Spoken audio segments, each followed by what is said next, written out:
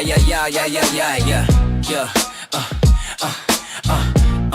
Shake it, but keep pointing out all the lies. Putting the scripture right in your eyes. The Bible guy. He reads Hebrew and Greek and shows you that your book's not unique. The Bible guy. He turns through the pages until every Christian rages. The Bible guy. Watch one time and you're hooked. Now let's watch why the Christians get cooked. The Bible guy. Happy New Year's, everyone. This is the Bible Guy coming at you live from Northeast Texas. And I don't know about you people, but I am super duper pumped and excited for the upcoming year, 2026. Let's fucking go, 2026. Maybe GTA 6 will finally, be released, but, that's another problem altogether. And maybe we'll get any information whatsoever about Elder Scrolls 6. So that's another thing. So everyone, make sure you're tapping that screen, sharing the live with those you love, with those you hate, with your friends, and with your enemies. Let's get the word out there so we can have some interesting conversation about any of the 6 points on the board. If you are on TikTok and you would like to come up, just hit that request button. And if you're on YouTube, well, hopefully we can, make the call-in part of this a little bit more actually work today. I guess we'll find out, won't we? Hello there. Happy New Year's. How dare you say my Jeebus isn't real? Oh God. My Jeebus crispy. And guys, because it's New Year's, I think I'm going to enjoy a root beer off screen. Where y'all can't see it. And I just gotta get this damn thing open. There we go. All right, fantastic. All right, let's get this New Year's bash going. I don't have Kraken. This ain't that show.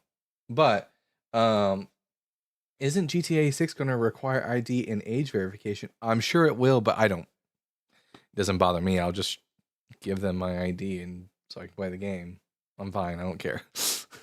I appreciate your knowledge. I'm as a preacher's son, and I'm not sure what to believe. Hey, GA's best. Well, listen, GA's best. If you have any questions you would like to ask me, as a preacher's son who is deconstructing, you are more than welcome to call in at any time to ask your questions. Yeah, we're going to be opening the lines to everyone, both friend and enemy, opposition. Feel free, everyone, to call in and have a chat with us this fine New Year's Day. I hope you guys like the background. I edited it up a little bit to make it a bit more New Year's appropriate. Some fireworks and over the Jerusalem temple. A bit anachronistic, but here we go anyways. Am I going to be a little bit fuzzy tonight after having a bit of this root beer? Maybe, but listen, debating Christians isn't that hard. I can do this with one arm behind my back. Scott, cause hey buddy, how are you? I am doing fan-fucking-tastic on this fine New Year's Eve. Also, guys, quick reminder for everyone. Hey, where'd Ashlyn go? Oh, are you still here? Oh wait. Dalton, have you already had one? No, sorry. No, sorry, on my screen, you disappeared for a second. That's all it was. Anyways, fuck me. Anyways, so just a reminder for everyone that about a month ago or so, there was this incident that occurred where a Christian student at Oklahoma University did what most Christians love to do nowadays and get super duper horny for a persecution complex. She made the claim that she was being persecuted by her teacher, even though her teacher was just doing her job. And if you've read her paper, it was absolutely atrocious. It was just a bunch of claims, no evidence, and only just citing the Bible. It was real bullshit. Anyways, the teacher, apparently, I didn't know this until just today when Ashlyn just informed me, but apparently the teacher was fired. Professor Mel Kurth. But luckily, there is a petition out right now that you can sign in order to petition for her reinstatement, and we've included that petition in the description of the video. So make sure that you go over there and sign that So petition. just a FYI, the petition is mainly really for OU people. But there's technically like a community member thing. It is especially important if you are connected with OU in any way to get on that position and sign it, because we don't like Christians who are just bad at psychology. What? That and claim Christian persecution. It's BS. You cut out for a second. You said bad at, and then you cut out. Oh, bad at psychology. Sorry, they're just bad at empirical writing, and claim religious persecution, and get fired. So, yeah, I wanted to put that in the live today. So, as atheists, I think that it's important to combat this. So, if y'all could go to that, the link in the description. I have it reposted on TikTok if you're having trouble finding it. It's a couple videos into my repost. But yeah, we would really appreciate that. And so would Mel. Yeah.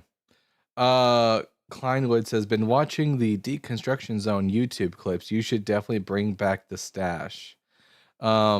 It kind of looks like I am already. Like I get a bit lazy, so the facial hair comes back. Listen, I'll think about it.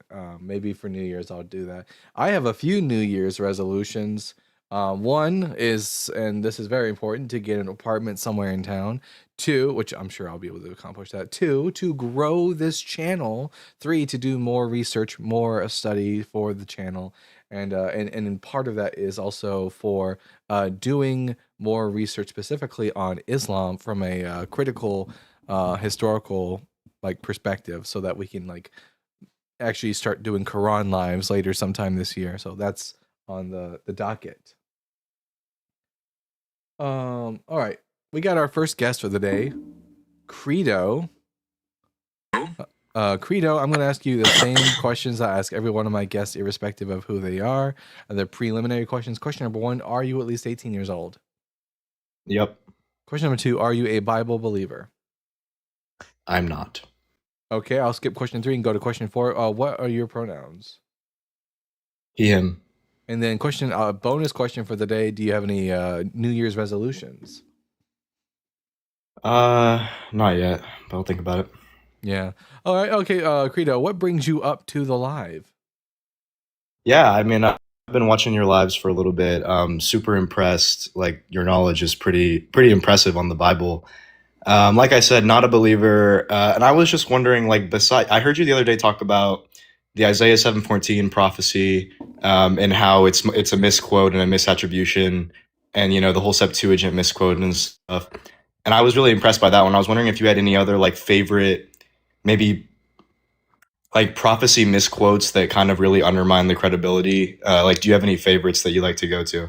Well, the one that I often go to, just because it's so explicitly obvious that it's taken out of context, is going to be Hosea 11 verse 1, which says, when Israel was a child, I loved him, and out of Egypt I called my son.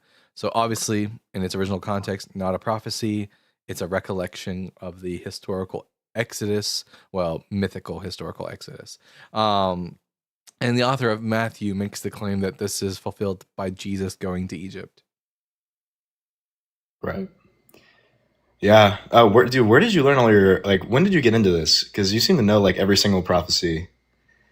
No, I wouldn't say that. But basically, when I was a Christian, I wanted to be a missionary to the Jewish people. Right. And convert them to Christianity, which meant that I had to become very familiar with the Jewish Christian debate scene.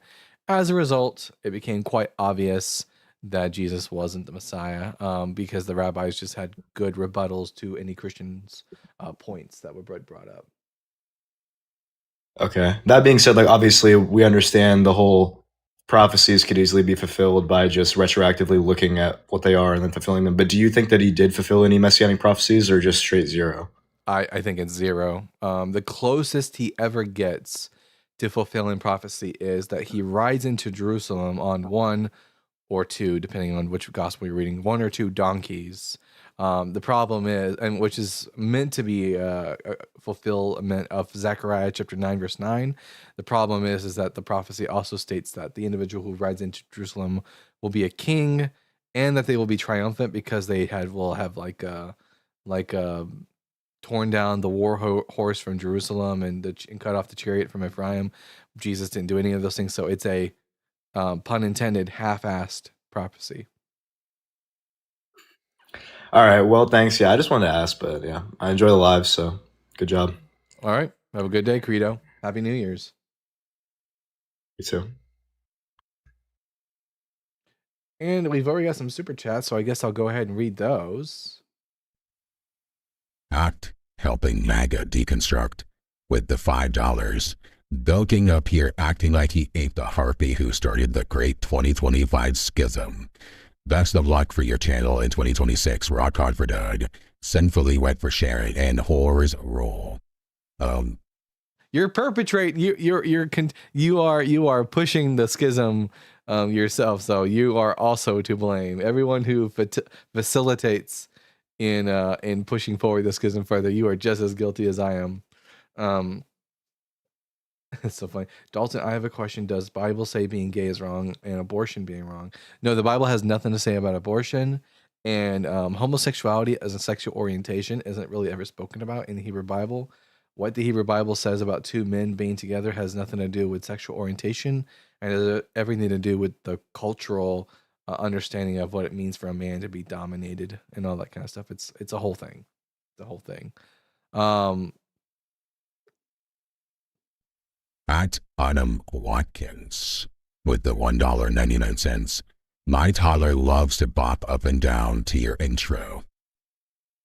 Hey, I love that. Do I need to start censoring myself? But hey, if they like the intro song, then Oh hey, no.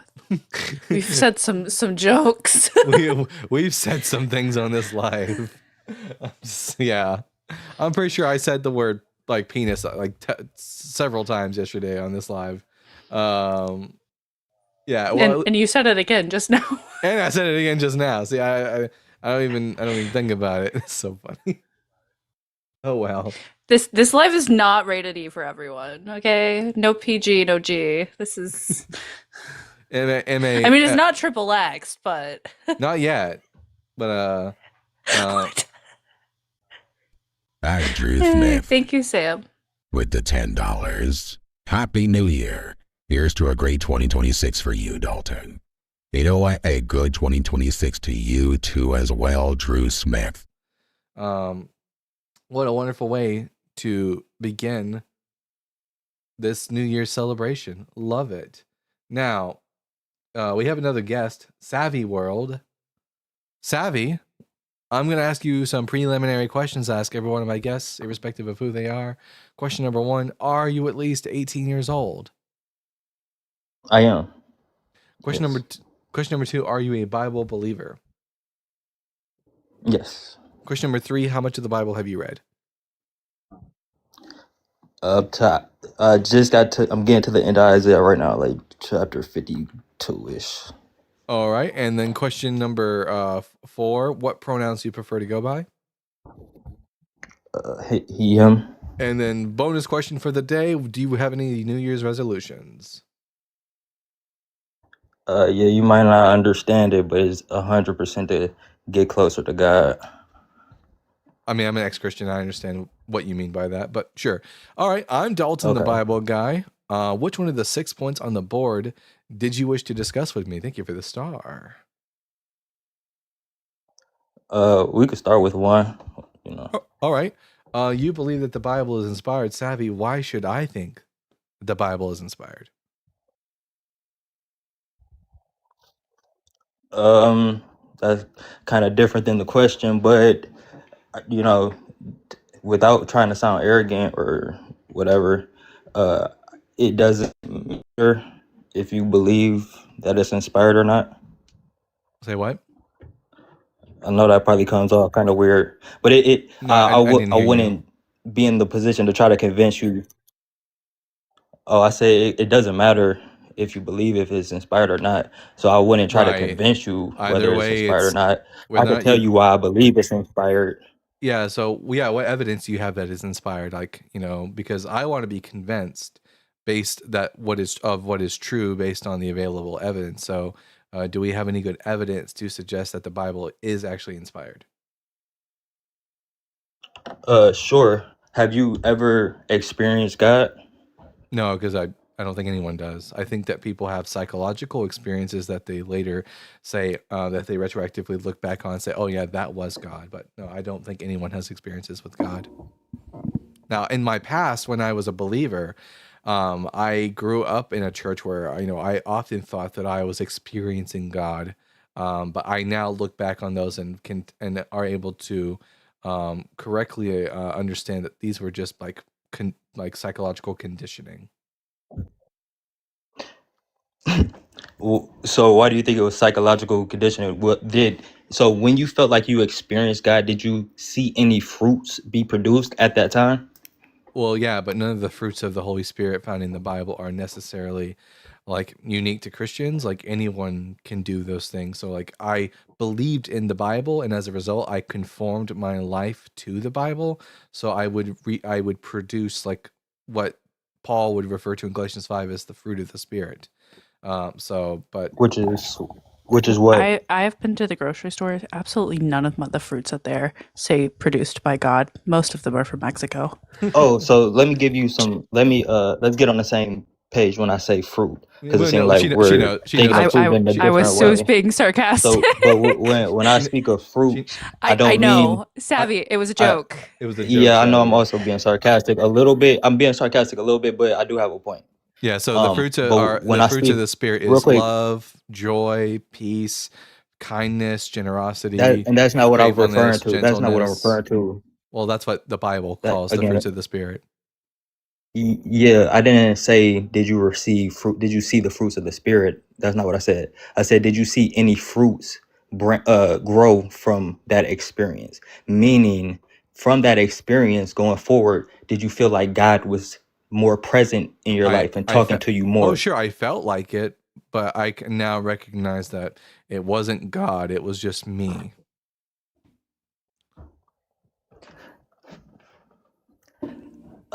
So I would have to say, I would have to agree with you. Like that wasn't God that you Yeah, but thought you experienced. it's the same with you. It's not God; it's just you.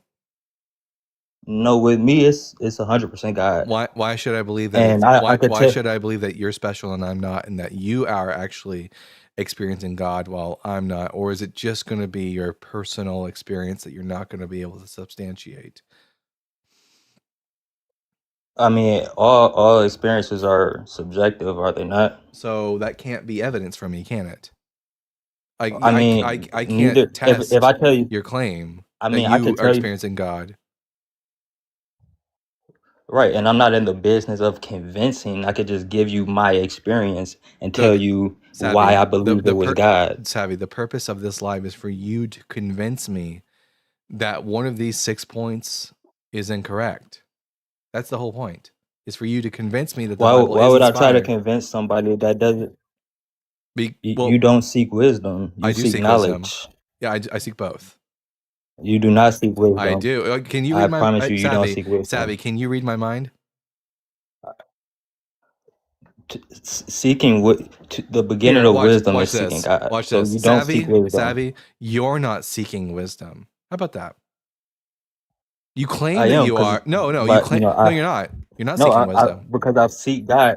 Well, no. I have obtained wisdom from No, seeking Savvy. God. I happen to know that you're not seeking wisdom, and I don't need to back up my claim. I can just assert it. Uh, Because if you can just assert it Again, without bringing any evidence, then I can do the same thing. I I just can gave just you say, evidence. well, no, you made a claim. I gave you evidence. You didn't give me No, evidence, and then I backed it up by saying Savvy, you haven't given me any what it evidence. means to seek wisdom. Savvy, you haven't given me any evidence. You've just made claims. I don't believe that the Bible is true. So when How the about Bible this? says that the knowledge of seeking God is the beginning of wisdom, that's just a claim that you need to substantiate before I can believe you are seeking wisdom. I think you're seeking foolishness by believing in your imaginary friend. And real quick, there's a lag, so I don't mean to talk over you. I don't know if you noticed it, but there's been a lag. But I sought wisdom from the Quran, and I got it. you don't get wisdom from the Quran. You get But You don't wisdom my get from my you don't book seeking get says God. that. you don't get wisdom from the Bible. It- Right, you But get wisdom from seeking God, but I'm and through just seeking asserting God. the Oh, go same ahead. thing Go ahead. you are.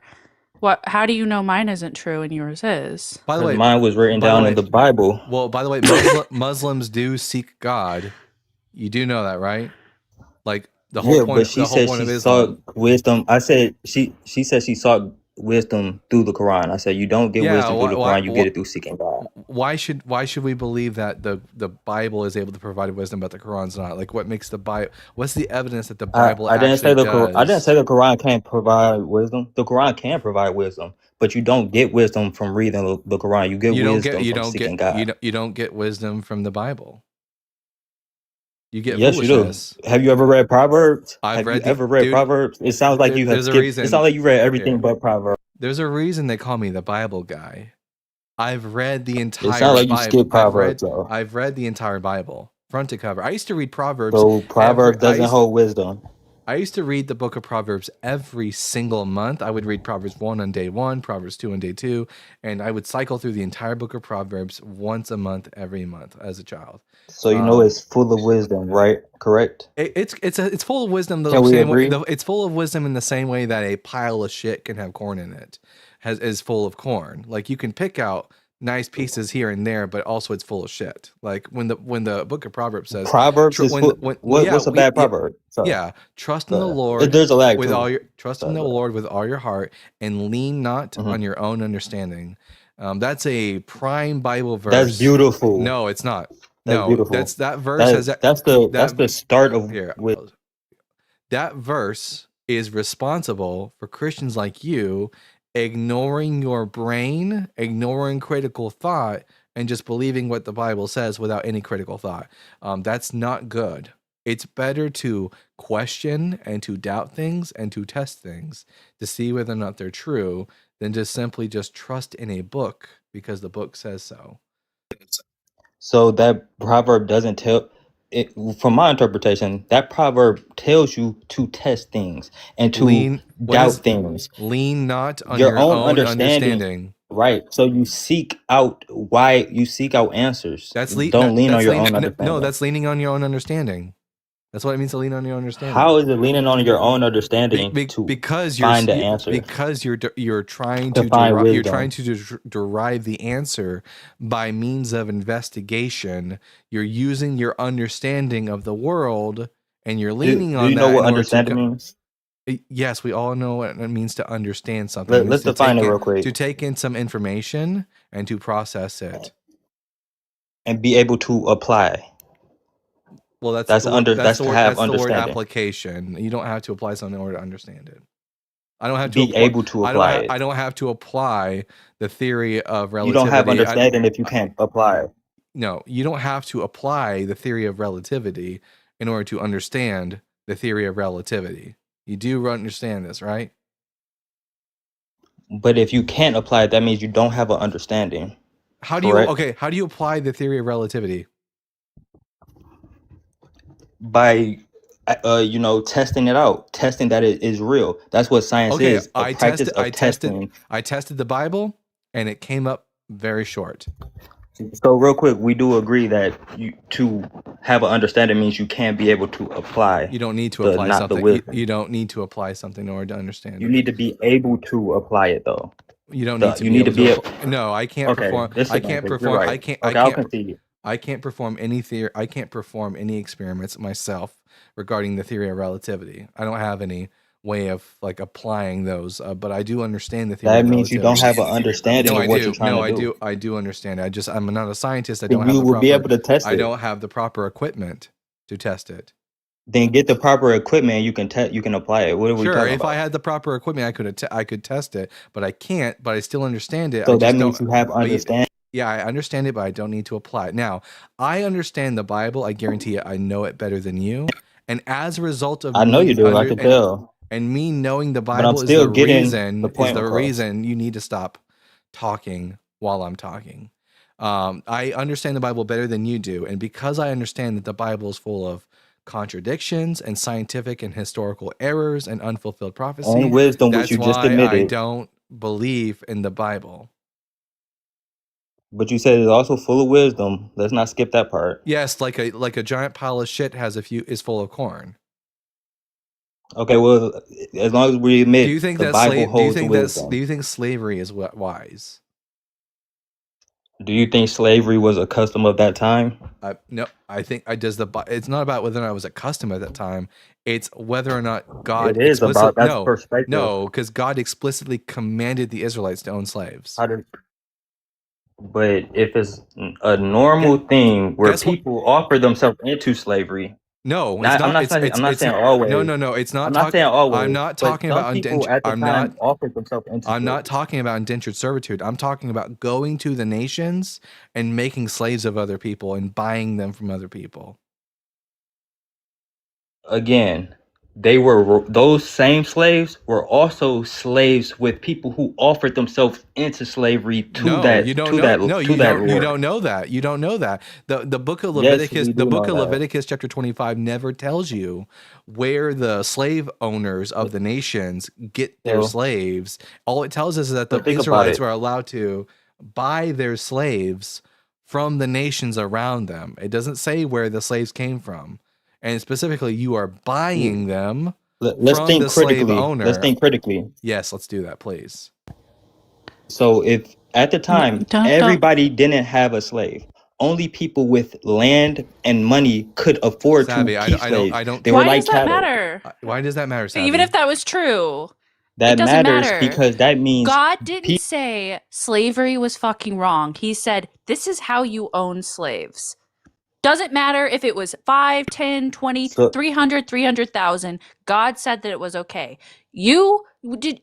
I'm assuming you were like homeschooled in some Christian non-critical thinking program like ACE or something, because the way you talk is really fucking annoying.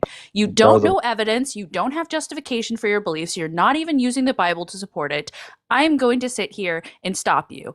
If you make claims, you need evidence to support it. You can't just go around saying things out of your ass and expect people to believe you. In this place, we need evidence. So Okay? you've yet to give me a good Everything I said reason. was So you've still yet to give me a good reason to believe the Bible is inspired. To me, the Bible doesn't read any differently than any other ancient text in the world. I need you to provide me a way in which the Bible is unique, that demonstrates that it's from God and no other text is. Because if you can find a few nuggets of wisdom in the Bible, guess what? You can find a few nuggets of wisdom in other ancient literature. That doesn't mean those other ancient literatures are divinely inspired. So I need you to provide me some reason to actually believe that the Bible is inspired. again, it's hard to convince somebody that doesn't seek wisdom. You just want knowledge. No, you don't get to presuppose that I don't seek wisdom. And also, you're not. The problem is that you're not seemingly not able to seek knowledge. Seems to be the problem, and that gets demonstrated here on this live. I need you to provide me some evidence. I don't want to hear your bullshit excuse that, well, you can't show evidence to people who don't seek wisdom. That's not what I said. That's just you trying to cop out of providing evidence for your claim. I'm not going to let you cop out of providing evidence for your claim. So I'll ask you again, why should I, as someone who earnestly actually does want to know what is true, and you can't tell me otherwise because you can't fucking read my mind, why should I believe that the Bible is inspired?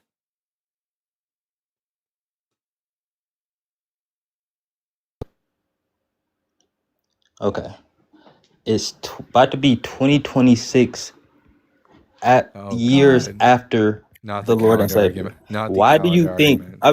but literally, why do you think millions of people around the world and the whole time, every day after Christ is, after Christ rose, Nope. people have denied that Jesus didn't he rise. rose.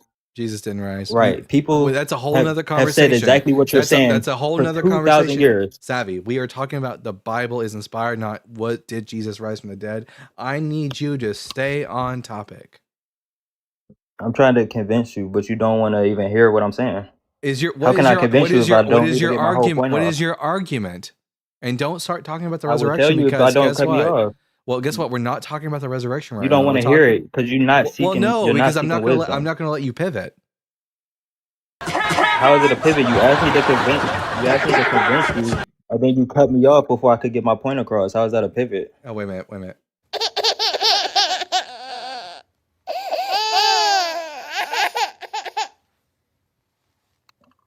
So are That's you? that's you right now. Okay. So I'm gonna need you to stop You whining like a. you know you're living in folly. I'm gonna need you to stop whining like a baby, and I'm gonna need you to provide me some Do you good know what? and evidence. Folly, yes, folly is believing in things that you don't have good evidence for. You don't seem to have any good evidence for your belief that the Bible is inspired. So yes, you That's are not the living. definition of folly. You are living in folly. So, say it, Savvy World. I'm not gonna let you. I'm not gonna let you dodge the question. I'm gonna ask you again, and if this time if you don't answer, I'm gonna drop you and move on to the next guest. So, Savvy World, what is the evidence that the Bible is inspired?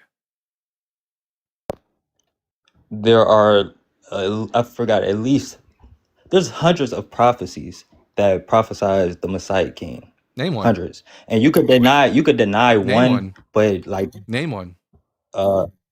Since I'm in Isaiah, Oh, this would be he good. prophesied. Okay, yeah, he prophesied. Well, I mean, it's plenty. It's like 5, 6, 7 I've read in Isaiah thus Yeah, far. the name All one. saying one saying about the lady would touch Jesus' wings, which That's in the the word, Gospels. which the word for That's wing. that's not in the book of Okay, yeah. Isaiah. So I might no. Oh, okay. Oh yeah. I was doing a study last night, and I guess it referenced that one, but that was a good one. So Well, I would do that prophecy. that wasn't a prophecy at all. You didn't. I need you to provide me. No, the I prophecy. need you It to was provide me. Isaiah. I No, it know. was Isaiah. Okay, You're right. You cut me chapter off. You threw me verse, off. chapter verse. Okay, let me look this up real quick. But the prophecy was basically prophesizing the New Testament when the lady touched No, Jesus' garment and was healed. prophecy, Hebrew. But you know it. Don't Messianic let's not do that. If you know prophecies. it, let's Here, just get to it. I'll just mute you and ask you again. I need you to provide me some messianic prophecies in the Old Testament that Jesus fulfilled. Old Testament That prophecies. was an Old Testament. That was Okay, in Isaiah. where what in I just said. Isaiah? Where in Isaiah? You're the Bible guy, don't you know? Well, no, the Jesus didn't fulfill any prophecies. That's why I'm not aware of this. So Well, do you know where Isaiah brought up the prophecy? I don't know of any prophecy. Bible guy? Isaiah never prophesied that people would reach Where out and he touch the hem prophesied of. about I'll just keep talking. Isaiah never once prophesied that the Messiah would heal someone by them touching the tassel of his the tzitzit of his garment. Yeah, that's it. That's the Could one. you provide me the Bible verse in Isaiah where Isaiah prophesies this? Do you remember in Isaiah where he talks about the No, I'm sorry, the 'cause Messiah Jesus is having not. wings? No, well, wings is not the same thing as tzitzit. The word is the word is exactly the same. Yeah, And Is you know, is Dalton, that it, one prophecy that in that book I'm that's saying he's the Bible guy, several but I'm chapters looking at long. it right now. He's the Bible Yeah. guy, though. I does was it just use does it assuming use he the lived. word I does was it use the assuming his title was. does it use the word tzitzit, which is the I was Hebrew assuming it word wasn't for just for that show. tassel? Does it use the word tzitzit, which is the Hebrew word for that particular piece of garment that the woman touched? Do you know the verse I'm referring to in Isaiah No, because you're pulling something out of your ass. I'm going to need you to be a bit more specific. about the Messiah having wings? Where is this? Okay. Are you sure Give you're me 1 not second. Are you sure you're not thinking of Malachi? The Son of Righteousness will arise with healing in his wings.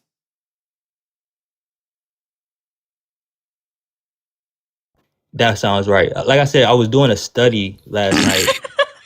I mean, I'm a Weird as novice. fuck. I can admit that. Well, I told you I just started reading the Bible. I don't believe that's the Messiah. It's the Son.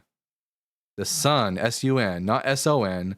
The Shemesh, The Son of Righteousness will arise with healing in its wings. Okay. You said Malachi. Do you know what verse that was? I believe If it's you don't mind. it's in the final chapter. Here, let me pull it up. You know, Dalton, why don't you just give him prophecy that you can go over it? It I'm might saying go this is faster he's this if he way. says he's a Bible guy, it will go faster. You know. Yeah, no, just any prophecy. Let's just start going over them because you clearly can't name one. Yeah, I mean, I can name a couple, but that was just the one that came to my mind. I just expect Christians to know the Bible, but I expect too much. All right, You do expect too much. I just told you. I just got on this bunny. I got it on the screen. That's the difference between me and you. I can admit, when I don't know something, and then I can seek that information. I can admit We when I admit don't know that all the something too. time. Yeah, the problem is that I actually Okay, we'll see. Okay, when we'll it comes see. to this topic, I actually just do know what I'm talking about. That's the difference between the two of us. Okay, you're right. Now it You're says right. here in the text, let me pull it up for me to read. See, the day is coming, burning like an oven, when all the arrogant and all evildoers will be stubble. That didn't happen in Jesus' time. The day that comes shall burn them up, says the Lord of hosts, so that it will leave them neither root nor branch.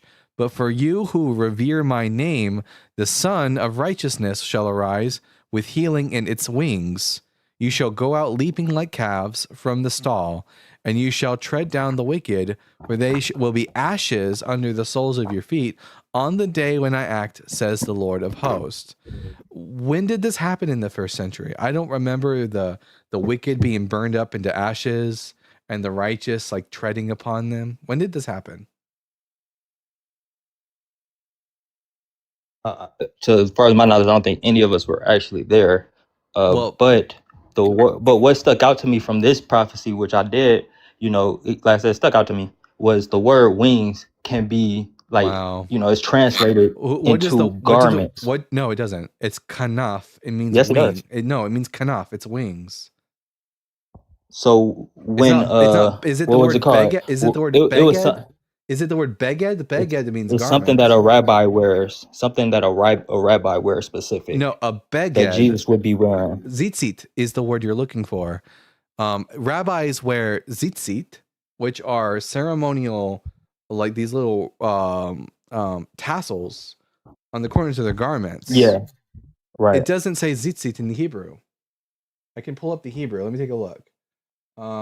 This is chapter 4, Malachi 4:2. Dalton, I know you know Hebrew and Greek, but you just don't seek wisdom to understand the text like Savvy does. I just want to say that to defend Savvy here. Savvy sought all this Do you know the wisdom difference between knowledge and wisdom, Ashley? and received it from the Holy Spirit. Ashley, do you know the difference between knowledge and wisdom? Is this highlighted word the word zitzit? Can I speak to Ashley for a second, host? Can I speak to Ashley for a second? I'm not going to let you get away from this. Is the Hebrew word here zitzit in the highlighted? Is it zitzit, or does it say bekanafia? I have no idea what I'm looking at. I don't read Hebrew. The highlighted word here says bekanafia, which means in the wings. It doesn't mean bazitzit, in the zitzit. It doesn't say that. It just says sing. And in the wings. I guess we all have to take your word for and it. The wings. You don't have to take my word for it actually, because I can just go here. I can just go over here. Let's see. Here we go. And the not the Strongs, but the where is the where did I? We can't see the whole thing, Dalton. You're gonna have to. Oh yeah, 1 second. I'm looking for scoot it to the right a little bit. The Brown Drivers Briggs is what I'm looking for right now. The Brown Drivers Briggs definition, because you know how we feel about the Strong's Concordance around here. Malachi. It's gross. It's gross. Chapter 4. And then we go over here to the word. Let's see. I know a couple of things about the Bible. Sure. I don't know everything. I'm a little bit past halfway. Brown Drivers Briggs. Here we go. And there's nothing wrong with not knowing. Here we Why go. do y'all think it's something wrong with not knowing? Well, there's nothing. But when you say that you have wisdom and we don't, I didn't say I have wisdom. I said I seek wisdom. And I said I have obtained some wisdom. I don't know. Yeah. I don't know So everything. you or even literally just close. contradicted yourself. No, but we're ignoring How did this. I Move contradict on. myself? Anyways, I'm not going to let you here. Because I Listen, didn't. what does it say I on the didn't screen? contradict myself. What's highlighted on the screen? I have here the Brown Drivers Briggs lexicon for the Hebrew word kanaf, which is the word used here in Malachi chapter 4, verse 2. What does it say it means? Dalton, move it over for Oh. TikTok. We cannot see the whole thing. Other way. It's right here on the screen. You can see it. It's highlighted right here. We can't see all of it. Oh, okay. You No, only we use- can't see the original, but yeah. Yeah. What is the highlighted bit here say what the meaning? So this is the It would be better if you just show me. this- Tell me what I'm looking at. this is the Brown Drivers Briggs lexicon. It is the definitive like lexicon for Hebrew amongst scholars, that in the Hebrew Aramaic lexicon of the Old Testament. These are the standard. This is the Hebrew word kanaf. It's the word used for wings. Can you put your Malachi mouse on 4, it? Is my mouse not on it for some reason? You can't see my mouse on it. There it is. Okay. It's got the word kanaf here, which is the word found in Malachi 4:2 for when it says the Son of Yeah, Righteousness. it's not on the screen. It's not on the screen. What the hell are y'all seeing? Wait, y'all can't see the mouse? No, we can't Yeah, see you the can- mouse or the word. We can see the mouse when it's we on can't- noun feminine. It's too far to the left, Dalton, like I was saying. That's We weird. cannot see the Hebrew. There we go. Stop. Perfect. All right. I mean, not exactly perfect, but close enough. Here's the I word. mean, I see a little bit of the word now. I don't see the word. I'm not gonna lie. All I see is 109 noun feminine. Yep, it's right before that. It's the word kanaf. Then I then- don't see anything. I can't. All right, It's okay, cut off at 109. Okay, listen. It's the word kanaf, and its meaning Okay. is wing extremity. That's what it means. Wing or extremity. It doesn't What's an refer. extremity? It's like the outer region, edges. The edges of Like- what though? Like What- that? Could it be? Could the thing that the rabbi wears be considered an extremity? No, because this doesn't belong to a person. It's not the wings or extremity of a person. The text tells you what it's the ring and extremity. Well, I'm asking. No, you listen. Look at the text. Read Malachi Is 4:2. the No, it's not a zitzit. Does the sun So, wear? well, does no, the sun- we're referring shut to up. the- Shut up. Does the sun Don't tell me wear? to shut up, bro. You Does would be the respectful. sun? I Does was the listening. No, you're not. You're talking. You cannot listen while you're talking. Does the sun wear zitzit?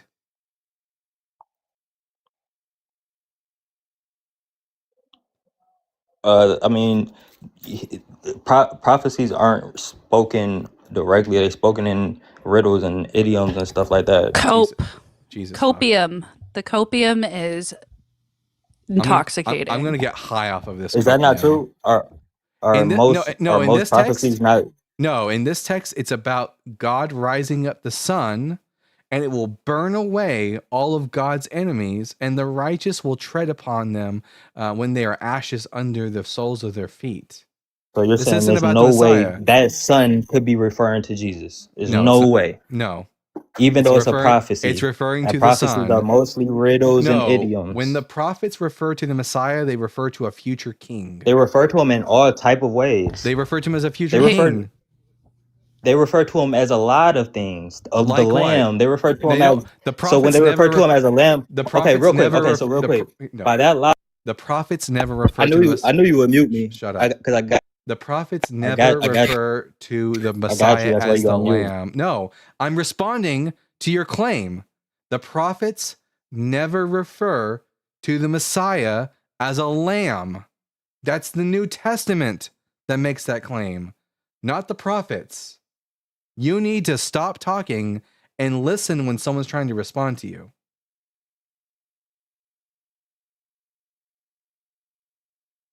I'm sorry that I have to talk to you like a child, but you're continuously acting That's like your one. choice. You don't have to talk to me like a child. You could talk to me like a man, but you're not a man. wish Clearly, if you would act like a man, I would talk to you like a man. I do act like a man. Then stop interrupting me by when I'm not talking. by showing disrespect. You acting like a little boy. When you interrupt me mid sentence, Every time you mute that's- me, that's when you interrupt me mid that's sentence how a like little you're boy- doing right now, that's disrespectful. If you don't stop, I'm gonna drop you. I'll put you in a corner like in a timeout, like the child you are. That's because I got you in a. Bye. Go sit in the corner.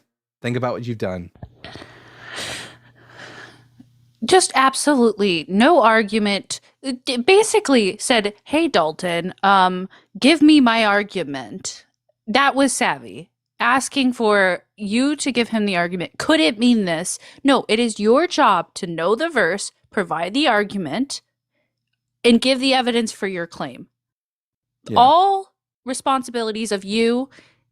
This is an argument of that of a 5th grader. And that's being generous. Yeah. What are you gonna do about it? All right. Let me take a look and see if I got any super chats, and then we'll bring up user 737 next. We got here. At Autumn Watkins with the $4.99. No, LOL, she doesn't actually watch. She's 2. She just likes the music when it plays, then goes back to playing. Haha, rock hard for Doug. Well, That helps me with my conscience. Savvy, you lost your opportunity to debate me, so I don't know why you're running your mouth in the comment section. I'm not going to be reading in your comments. And then at Carlos Valdez sent 5 The Bible Guy gift memberships. W. Carlos Valdez. All right. We're going to bring up the next guest on the line. User, first and foremost, Hello, sir. What should I call you? You can call me Johnny. All right, Johnny. I'm going to ask you some preliminary questions, Johnny. Then we can. How move old are forward you? with the conversation? Like, yeah, I'm question 18. What year were you born? 2007. I know. I just have a little higher voice, but just excuse that. Yeah, you just sound young. Just Yeah, I double know. checking. I'm sorry. Question number 2: Are you a Bible believer? Yes, I am. Question number 3: How much of the Bible have you read?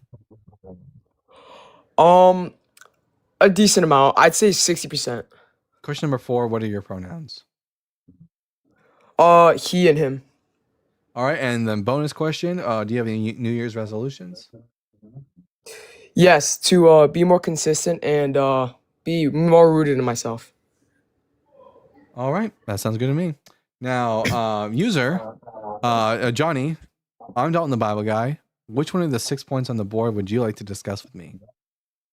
Number 6, please. Number 6: the Bible is not a good source for morals. All right, Johnny, do you think? Or sorry, not number 6. I'm sorry. The one with abortion. 5. Sorry. All right, can you provide me a argument from the Bible that would make the point that the Bible is anti-abortion? Yeah. Jeremiah 1:5. It says, "Before I formed you in the womb, I knew you. Before you were born, I set you apart." That's just saying that God literally handmade us. He woven us in the child Us? in the womb, so He knows us by hand. Who was that talking about, user? He's talking about people, just people in general. No, you has a No. The word "you" there has a meaning. There's a specific person that God is talking to in that passage. Well, can you tell me who it is? It's Jeremiah 1:5. Yeah, we're gonna go and read it real quick for everyone. It's only 5 verses, so it's not gonna be a lot of You- context. You can Yay. read the whole chapter too if you want. Good job for having your verses. WU. Yeah. Thank you. The words of Jeremiah, son of Hilkiah, of the priests who were in Anathoth in the land of Benjamin. Oh, here, I gotta make this a little bit smaller. For some reason, it's a bit too big on TikTok. There we go. Yeah, I didn't. There was so much going on in the last one that I wasn't gonna bother. To whom the word of the Lord came in the days of King Josiah, son of Ammon of Judah, in the 13th year of his reign. It came also in the days of King Jehoiakim, son of Josiah of Judah, until the end of the 11th year of King Zedekiah, son of Josiah of Judah, until the captivity of Jerusalem in the 5th month. Now the word of the Lord came to me, saying, who's the me here? Jeremiah. Yeah. And then God is speaking to Jeremiah. Before I formed you in the womb, I knew you. So that's just God saying that he knew about Jeremiah before he was born, because God supposedly has greater knowledge. And before you were born, I consecrated you. That's God consecrating Jeremiah. I appointed you a prophet of the nations. So God, this is just God saying that, one, he knew Jeremiah before he would be born. And 2, he consecrated and appointed him to be a prophet. that doesn't tell me anything about whether or not abortion is wrong. Well, the thing is, just by going off of this direct verse, and your point is that he's only talking about Jeremiah and nobody else, just going off of that one point, that also means that God wouldn't allow Jeremiah to get abortionized, which it Yeah, was and common to do in that time. or he knew But that, that's just like a separate point I'm going to put out well, there, or that or God he wouldn't abort him. or he knew. Well, God aborts tons of babies, but or he knew that Jeremiah's mother wouldn't abort him, and therefore this was just an individual he knew would be born, and then appointed him to be a prophet. Just FYI, user, if this is true, then God unalives about 25% of pregnancies, because about 25% of them end in miscarriage. Is that the conclusion you want to yield from this? Well, no, he's just saying, well, I have other verses I can talk about, but no, that's not my final conclusion. Well, no. Do you not? You're literally saying that about a fourth of all human, God is schmurdering. Well, God Be- doesn't abort babies. He's not the one that does that. If a teenager that has unprotected sex decides to have an abortion, that's No, not God. That's like the a own miscarriage. lady No. deciding to get. A miscarriage. miscarriage. A fourth of all. So it's part of our like flawed biology that not every conception turns into a full blown pregnancy. About a fourth of after women conceive, so that's where generally most Christians consider life starting. That life starts and then does not make it to a full term pregnancy, or even sometimes the first trimester, Okay, but because a miscarriage that's not my happens. point though. That's not what I'm saying. You said that God allows 1/4 of pregnant or abortions like a lot, No, and I'm no, saying I that said God doesn't do that. miscarriages. God, if babies die, Okay, well, God. Okay, yeah, if miscarriages are way different than abortions, though. You can't align the two. They're not the same thing. God's the one who's doing the miscarriaging, because nothing happens outside of his will. Okay, but that's not the decision of the carrier, of the woman that had the baby. That's completely different from God forcibly aborts her child with his own power. Well, we're not talking about miscarriages. You're saying that God is in charge of all abortions, and abortions are different from miscarriages. So if you want to talk about miscarriages, we can talk about miscarriages, but they're not the same thing, so you can't group them together. When Ashlyn said that God is responsible for a fourth of all abortions, she meant to say is that God is killing more babies in the womb than any person ever did. So God has no problem with the death of a fetus. Yeah, he's cool with it. He's chill. He does it all the time. In fact, it's like so second nature. He's responsible for far more than humans are with abortions than they ever would. So I'm just letting you know that is a conclusion that you also have to face. God is a baby schmurderer. So at best, all you get from Jeremiah 1:5 is that one, God knew Jeremiah specifically before he was born, and specifically appointed Jeremiah before he was born to be a prophet, because, well, God would have known that Jeremiah wouldn't have been aborted by his parents. So this is not a declaration against abortion in the least bit. All right, well, we can agree to disagree. I have another verse I can say. Well, no, we can't, because there's nothing. The verse doesn't. Well, no, because you're contradicting yourself, because he literally said that I knew you in the womb before I knew you, before you were born, I set you apart. That literally means he didn't allow him to get abortionized, so that means he's against abortions. Whether it's him or everyone else, just by going off of your point, even though it's one person, he's saying that he's not going to abort him. Okay, he knew everybody in the womb, but he still unalived 25% of them. So him knowing doesn't mean that he cares whether they live or die. Yeah, he just happened to know that Jeremiah would not die in the womb, because he wouldn't have killed him in the womb, and he also knew that his parents weren't going to abort him, and therefore he knew that this was a person that would be born and live, and he chose to appoint this person before they were even conceived to be a prophet in the future, because he can see the future.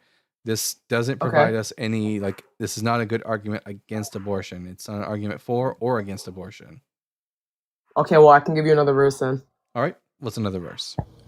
Dalton, I'm getting feedback that the caller audio might be a little too loud. It might be overpowering you. Me? Oh, here. I'll just turn up my mic. That was for Dalton. There. Behind the scenes stuff. Yeah, you're good. Anyways, yeah. What's the next verse?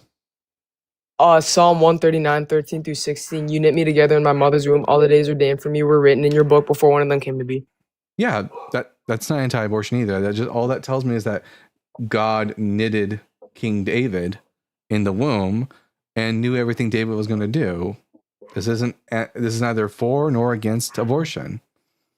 It's actually against abortion because he's literally saying all the days ordained for me were written in your book before one of them came to be. Yeah, all of this was predestined and pre-planned by because God. God It's knew not that- like it's your choice to kill a baby No, and no. it's your choice. There's a plan for everybody that's Johnny, going to be birthed. Johnny, Going back to Johnny. your point, Johnny, God, all this means is that God had plans for David because David wasn't an aborted kid. It doesn't mean that like God. so you're telling me that he only means that for one person in the Bible and nobody else? No, if So he's if just saying that God for one knows if person? God knows that a kid's not going to be aborted and that they'll be born, then sure he'll have plans for them. But if the fetus is aborted, I mean, then God doesn't have. That's a plan literally for them. contradicting what God is saying because if God No. has plans for someone, it's not up to the person that gives birth to He stop has the he plan has that God plans. already He has has plans predestined for for that David child. because he knows David's going to be born. Okay, so you're telling me that a child that gets aborted, there's no plans for him? God Yep. doesn't have a plan for him at all. He's just Correct. all muscle and tissue and he's just born for no Yes, reason? because Yeah, would God have especially Wow, the that's- 25% he crazy. kills. Wait, Johnny. Does That's God pretty does- wild for you to does say God- that. does And God that's ha- really wait, arrogant wait, for you to wait, say that, Johnny. Does God have plans for a baby that will never be born? Like he has made up a whole plan for a child that he knows for a fact won't be born? Yeah, that's what I'm saying. So God has plans for some things that he knows will never be. Yes. So we just thwarted That's God's exactly what I'm So saying. man is able to thwart God's plans. What does that mean? What do you mean by that? Well, God had plans for this baby, but then someone came along and aborted it. So they thwarted That's not God's plan. fault. No, but God wasn't what? They thwarted God's plans. Yeah, no, I get what you're saying, but that's not what God's doing. Like, No, yes, God- man can over. God has a plan for the Yeah, baby. you can God has a plan for this potential person. Someone comes along and disrupts those plans. Someone's able to thwart God's plans. And here, Yeah. I thought, as Job says, that nothing that God plans to do can be overturned. Okay. God has a plan for everybody, but that doesn't mean a man or a woman, for that matter, have an abortion. That doesn't mean that God's not in control. God is in control of everything, and He's in So power of God- everything. But if a God's woman wants to plan get an for the abortion, it's not fetus- His fault. God's plan for the fetus was to be aborted then. No, that's actually not true. That's not what God does. No. Is God's So God plan for does the- it. God is. There's two options here, bud. Either God has has planned for the fetus to be aborted, and that's his plan for it, or he has plans for the fetus in the future, but man comes along and thwarts those plans by aborting the baby. Those are your only options. Oh. He ran. His God isn't all powerful and all knowing. That's the Yeah. conclusion we got to there. Guys, every abortion y'all have, you're overthrowing God's power. You're overpowering God. Isn't that wild? Wow. I'm not entirely convinced he was 18 years old, but maybe he's just super duper like he just has no real world experience yet. Is probably all it might be. No, I don't think he does, because like he never considered miscarriage. He's never considered any of these other things. All right, we got our next guest, Dreamy OD. I'm going to ask you some preliminary questions before we can move over the conversation. Question number 1, are you at least 18 years old? Yeah, Question number 2, are you a Bible believer? somewhat. Are you a Bible believer? Somewhat, yeah. Oh, somewhat. Okay, how much of the Bible have you read? The Gnostic Gospels, the Old Testament, the New Testament. All right. Lot. And then question number 4, what are your pronouns? He, him. All right. And then bonus question, do you have any New Year's resolutions? No. All right. Dreamy, he, him. I'm Dalton, the Bible guy. Which one of the 6 points on the board did you want to discuss with me?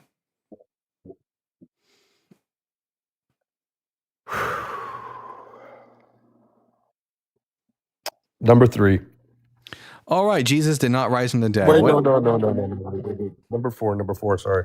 Jesus was not God. What evidence do you have that? Why do you think Jesus was God? All right, let me pull out some things you've never heard before. All right, you ready for this? Oh, this should be good. Ego Amy. I've heard this before. John 8:58. Ego eimi. John 8:58 doesn't demonstrate that Jesus is God. It only demonstrates that Jesus has a very special relationship with the divine name. The relationship with the divine name is explicated for us in John chapter 17:11, where Jesus specifically tells us that God the Father gave Jesus the Father's name. He says, Holy Father, protect them in your name which you have given me. Jesus has been given God's divine name and thus is bestowed with God's authority. Okay, before Abraham was, I am. That's John 8:58. That's what we just quoted. All that tells us is that No, Jesus. wait. I thought these were two separate accounts. Where what was it? It was like ego eimi is the last words of John 8:58. Before Abraham was, ego eimi in the Greek. Wait, okay, hold on. I think I'm getting the stories mixed up. So when was it when Mary Magdalene ran to the tomb and then something blah blah blah said, "My Lord, what should I tell them?" And then tell them I am. Or was that the same story? Like tell them like who I've seen and then tell them I am.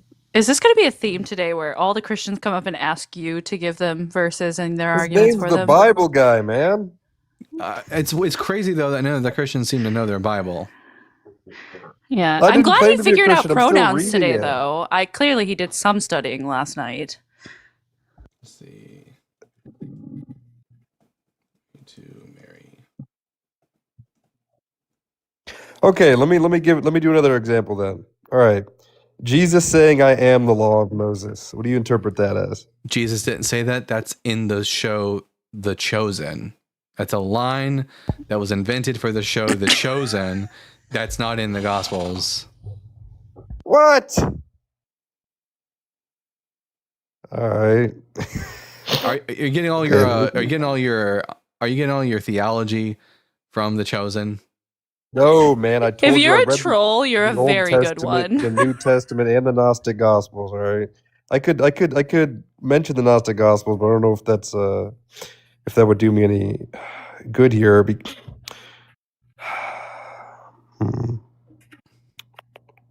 What is? No, I can't ask you a question because she'll get mad. All right.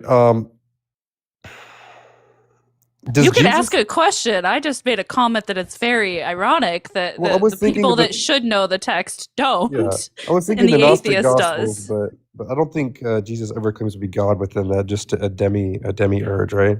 Not even the demiurge. The demiurge is another being altogether. Okay. I'm not gonna mention that. Let me think. At least I'm actually trying here, man. I'm thinking off a memory of reading it. Right, I mean, you're doing better than the last guest. Oh, not the last guest, but the guest before the last guest.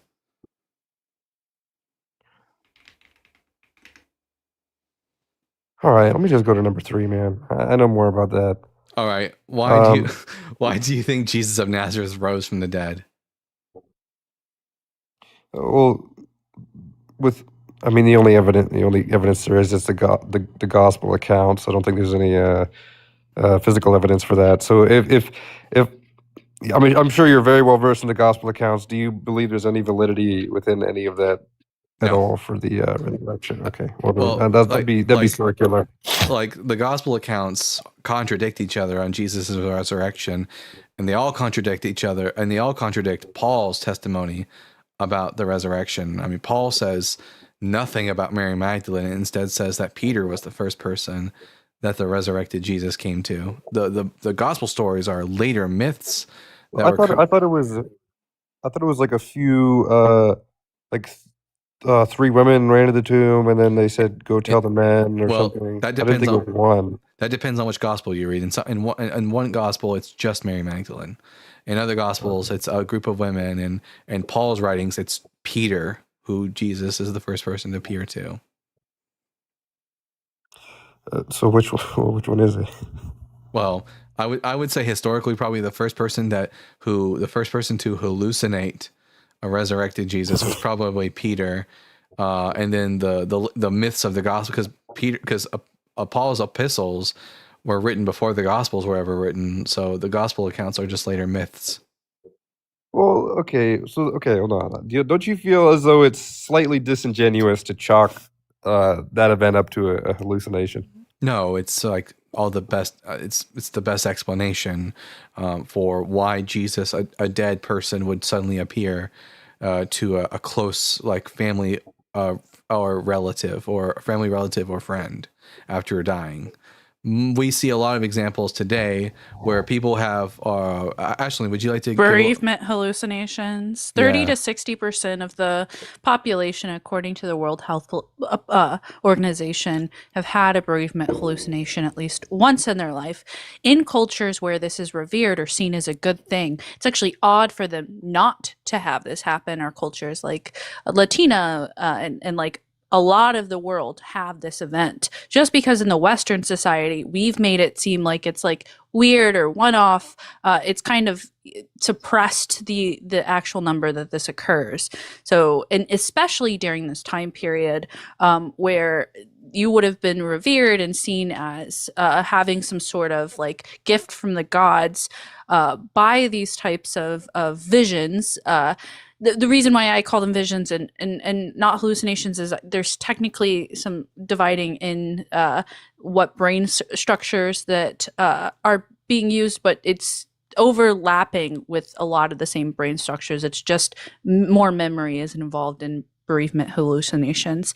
So I don't see why supernatural claims would be more probable when even today an estimated 30 to 60% of the population at some point have had these types of hallucinations or visions. Yeah, so then honestly my reply to that would be imagine you are the all-knowing, all-powerful, omnipotent omnipotent. I don't grant that. I don't need to have that granted. No, okay. Wait, hold on. Let me finish. Hold on. Let me finish. God isn't any of those things. Okay, so I imagine myself as the creator of the universe. Wouldn't the most efficient way of showing yourself to these people be through their brain as like their own special experience? Like that 30%, would that be the most efficient? No, it would showing be yourself pretty, in person. it would to all pretty those bad people in sounds very modern inefficient. times because we understand that people see and hear things all the time that aren't there. If he's all knowing, which he isn't according to the text, then he also knows that people hear and see things like telling you to murder other people, or that That's he the wouldn't. devil. No. The devil doesn't exist. There's no evidence of that. Well, we're using the Bible to debate the Bible, but you're not saying. Well, the no, we're Bible's not. real. We're not, because I don't. We talk about what the Bible does say, but if we're going to talk about people, like the explanation for a phenomenon in the Bible, we're going to like give you like the best, what the data best supports. But go on, Ashland. Yeah, and he wouldn't have, like, by the way, like substances change and alter that to where you would see things. I mean, people experience a vast amount of things. We know that our visual and audio systems can kind of mess up from time to time and have these experiences. So if God wanted to do that, I mean, he could literally just come down and be like, yo, I'm God, for all of us to verify, but he doesn't do that. Like, there's a ton of ways to do it. This is obviously the least reliable because religious psychosis is a thing. So if this is so infallible, it's clearly not. We wouldn't expect to see these things. What would have been more convincing is if Jesus had appeared to, let's say, the high priests and the Sanhedrin after his resurrection all at once, or if he would have appeared to the Caesar at the time, Augustus Caesar, and royal the court scribes could have written this down, like, yeah, and suddenly a man appeared in the room with Caesar and said that he was Jesus of Nazareth and he's the one true King of Kings. That would be more convincing if I were a God, if I wanted to convince people. But having people personally experience like a vision of Jesus, not very good way of spreading information if I want people to actually believe something. I have two replies to that. I just really quick. My brother had schizoaffective. He's no longer with us. Instantly, I've actually had specific types of like morning hallucinations that like because I'm prone to it.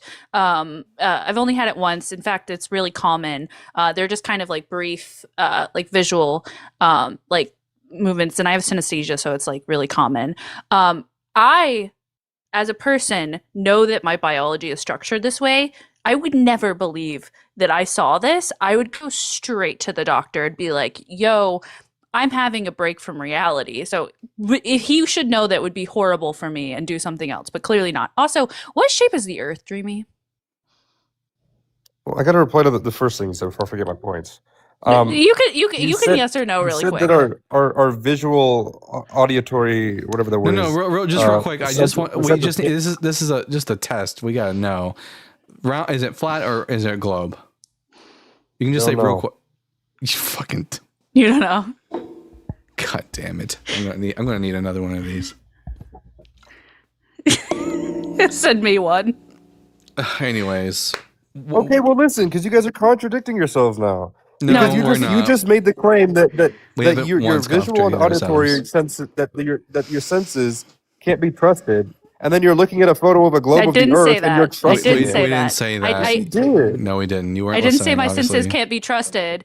When my senses contradict what the majority of people experience, and I know that these errors can occur when a type of supernatural experience would take place. I would not think that it would be real. I would think that I was hallucinating because this is documented. We have evidence that some people, like I've had my brother like be around me and he sees and hears things that aren't there.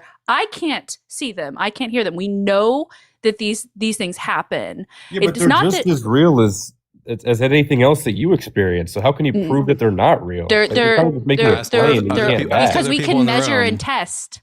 Ask other people. We can in the room. measure and Yeah, but you test. can't measure that their experience is the same as yours. You're kind of Because just assuming that your version of reality is the true one. because I can take a blood sample of myself. We can go and test and measure. I have a physical being in which we can run all the tests on. I know I exist. We know that individuals hallucinate individuals that aren't there, and we can't interact with them. So if they are there, they're not measurable, and so there's no reason we should believe that they're real. Yeah, I completely disagree with that. Then I mean, your definition of real is what you see. Their definition of real is what that's they not. see. It's that which comports to reality. Yeah, Anything we can measure, test, or like so. For example, I know that gravity is real because I can test what it does. It bends. For example, we have a belief about dark matter. It's like the opposite. It interacts with things. But if it doesn't interact with anything and I can't see or measure it in any sort of way, there's no reason I should believe that it's real. Yeah. Here's the thing. When it comes to like the shape of the Earth, multiple people can corroborate this evidence. They can all look at the same evidence and come from to the same conclusion as long as they're using the math correctly and doing the observations correctly. When someone is hallucinating Jesus appeared to them, other people in the room don't see that shit. It's not even remotely the same. And by the way, the answer if I don't typically the answer of what shape is the Earth, and when people say I don't know, it's mostly because they're too much of a pussy just to admit that they are a flat earther. Like, just admit you're a flat earther. We're gonna judge you either way. That is an obscene thing to say after I reply the mere fact of me not knowing. Why would I claim to know the Earth is flat if I don't claim to know it's round either? I don't know. Yeah, because you can use your brain. It's lazy. My argument anyone is who says they don't know the shape of the Earth is an idiot. And also, I happen to know that you were cooked on Blitz and Peterson's channels as well. Cooked for what? For your nonsense, your scientific illiteracy and denial. My agnosticism? You can sit here all day and pretend like You're just like asking me to withholding. subscribe to all these things just because you. Yeah, when you we guys have are when we have thinking they're when we true. have sufficient evidence for the shape of the Earth. It I doesn't know, make it true, man. no, it does make it true. Having sufficient evidence for a proposition does in fact tell us that it's most likely true.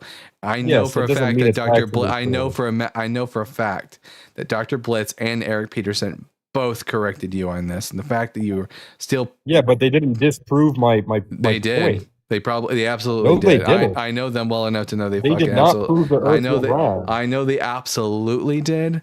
You're just probably did one of those not. people that is just a science denier.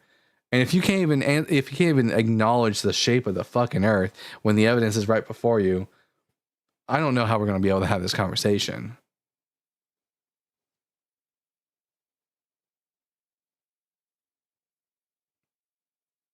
In fact, I don't feel I don't want to platform you anymore. In fact, actually, gross. Oh, all right. At FC Baker with the $2. Your voice changer sounds like AI slop. Well, guess what? It's not AI. Different technology altogether. And other people seem to like it a lot, so. I don't. Listen, is this out? The voice changer is here to stay. I know you in particular don't like it, but a lot of people do like it. Yeah, I'm sorry, like this, like that you don't like it. Like tons of artists use voice changers all the time. It's like a common thing in the arts, and especially within comedy or other shows. Like, I don't know why you don't like it so much when it's been used in the industry for decades. It's not AI. Yeah. At Narcissa with the $9.99. Hey, host, get ready for At Atheist Tapes. Is going to call in and cook you. He's a legend in his own line. Hey, At Atheist Tapes, if you're out there, come on up. Let's have that conversation. I would absolutely love to roast you and cook you, absolutely, and then have you do the work of clipping it and putting it on your channel. It would save me a lot of work. The more places it would get posted, the better, in my opinion. And at Carlos Valdez again with the 5 Bible Guy memberships. W. Carlos Valdez. At Harvey Shine with 10. The Bible Guy memberships. That's 20. That's 20 total Bible Guy memberships. So if you're one of the 20 people out there and you would love to have a membership to the Bible Guy channel, well, now's your opportunity. That's fantastic. Good for you guys. Love that. At Herbie Shines with the 10 pounds. Hello, Governor. Happy New Year. 12 a.m. in the jolly old pip. What UK? Wow, firework. Ooh, firework. Firework. At Atheist Apes is desperate to talk to you about the truth of the resurrection, but he's scared. Hey, I don't blame him. I thought it was Atheist Tapes. That's Atheist Apes. No, Atheist Apes is a fan of yours. He's in here all the time. Or she, sorry, I shouldn't assume the gender. They. Well, everyone seems it's so commonly men that come up. So I automatically assume, and I shouldn't. Everyone over here is saying that they're like opposition. Yeah, Atheist Apes is opposition. Yeah, so they're not a friendly. They're a fan, as in they're in here all the time. They're a hate fan. Oh, a hate fan. All right, that makes more sense. Yeah. Yeah. Okay. Well, listen. Haters can still be fans. Well, they do fan the flame of my ardent atheism. Now, Atheist Apes. Atheist Apes. I'm calling you out. It's high noon, and I want to see you here, and we're gonna draw. All right. At River Tracker Runner with a $1.99. Hail the loud. Cartman voice. Oh, Cartman voice. I don't know if I have a Cartman voice. Do I have a Cartman? Hail the loud. Did that sound like Cartman? Oh God, no. No. It claimed to be a Cartman voice, but that's the best they could do, I suppose. Oh well. At Aries 38. Well, I mean, part of it is his like speech pattern as well. So Yeah, I don't watch any. I've never watched South Park, so I don't know Eric Cartman's speech pattern. So my bad, y'all. At or the $2, every flat earther is a smooth brainer. Smooth brain, no ridges or lumps and valleys or bumps. All ideas just slide right off. Absolutely. Well, let's see if we can get some Christians in here who would like to come up and have a conversation. If you are friendly and you would like to come up and ask your questions, now is the opportune time because we don't have any opposition right now.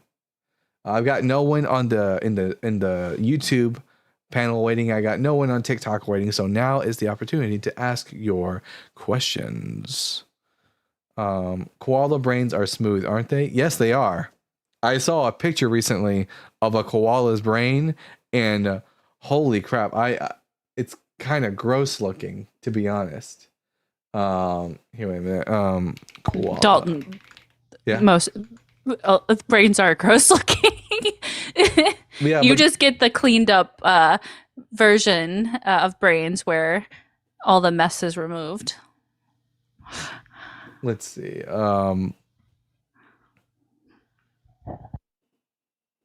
Look at that. That's gross. The smoothness of it. Smooth brain. That's a no thank No you. ridges or bumps or valleys or lumps. All ideas slide right off like a water slide. Smooth brain. Ocean sunfish is the goat of the brain. Ocean. Also, those squigglies, guys, are called gyri and sulci, and they allow for more surface area. So you can have more brain, essentially. What is this fish? Holy crap, it's huge. And it looks like it's got like a beak or something. The sunfish? Yeah. The ocean is terrifying, y'all. If there were a god, the ocean is where he hid all of his mistakes. Yeah, I'm so scared of the ocean, guys. At Judeus went to $1.99. You should try singing with the voice changer. Ashir Adonai. Wait a minute. I do have there are certain voices on here where it's like specifically meant to be for singing. Ashir Adonai Kigo Hagai. Ashir Adonai Kigo Hagai Mi Kamocha Biolim Adonai. There you go. The Song of Moses in Hebrew auto-tuned. And back to Declan James with the $5. In the girl voice, please. See, people like the voices. Now that I know you're a theater kid, I would love to hear how you feel about the supernatural episode fan fiction. Yeah, fan fiction is so meta. For anyone who there's an episode of Supernatural where the boys show up to where there's been a strange killing from a monster, and turns out all the kids who are doing the theater show are doing a play of the show Supernatural. Because in the show there's a someone who wrote Sam and Dean's life as books, and then they turned his books into plays. So it was super meta. And the ending was really cool too. Short Order Squad said my wife made me watch it. And it was good. Yes, it was good. I'm so glad you feel that way. There are two shows that I really like and I really love when people get to watch them, and that would be Supernatural and Doctor Who. And since they're both like 15 seasons long, you can binge them for quite a while. Nini Baba says, "Carry On My Wayward Son." Ugh, that version of Carry On My Wayward Son from that episode always gets me. But since we haven't got no guests right now, all the Christians are too cowardly to approach. I guess I'll go ahead and do our listen. I told you guys I would try to implement this more, but our lesson of the day, Hebrew lesson of the day. So, and this one's going to be thematic. Let's see. Pull up this right here. All right.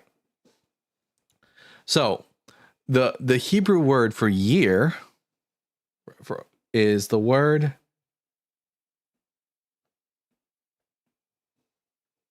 Shana. That's spelled Shin Nun Hey. Here's it written out. Shana. Shana means year. And yes, Hebrew is written from right to left. In order to say the year, you have to add the definite article, which is the letter Hey, which means ha, means the. So the year is Hashana. And so that's Hashana. And if you want to make it the head of the year, which is what we're coming up against right now, we're about to come up to the head of the year. You do that by adding the word for head in Hebrew, which is the word Rosh. So, Rosh Hashanah. If that sounds familiar, Rosh Hashanah.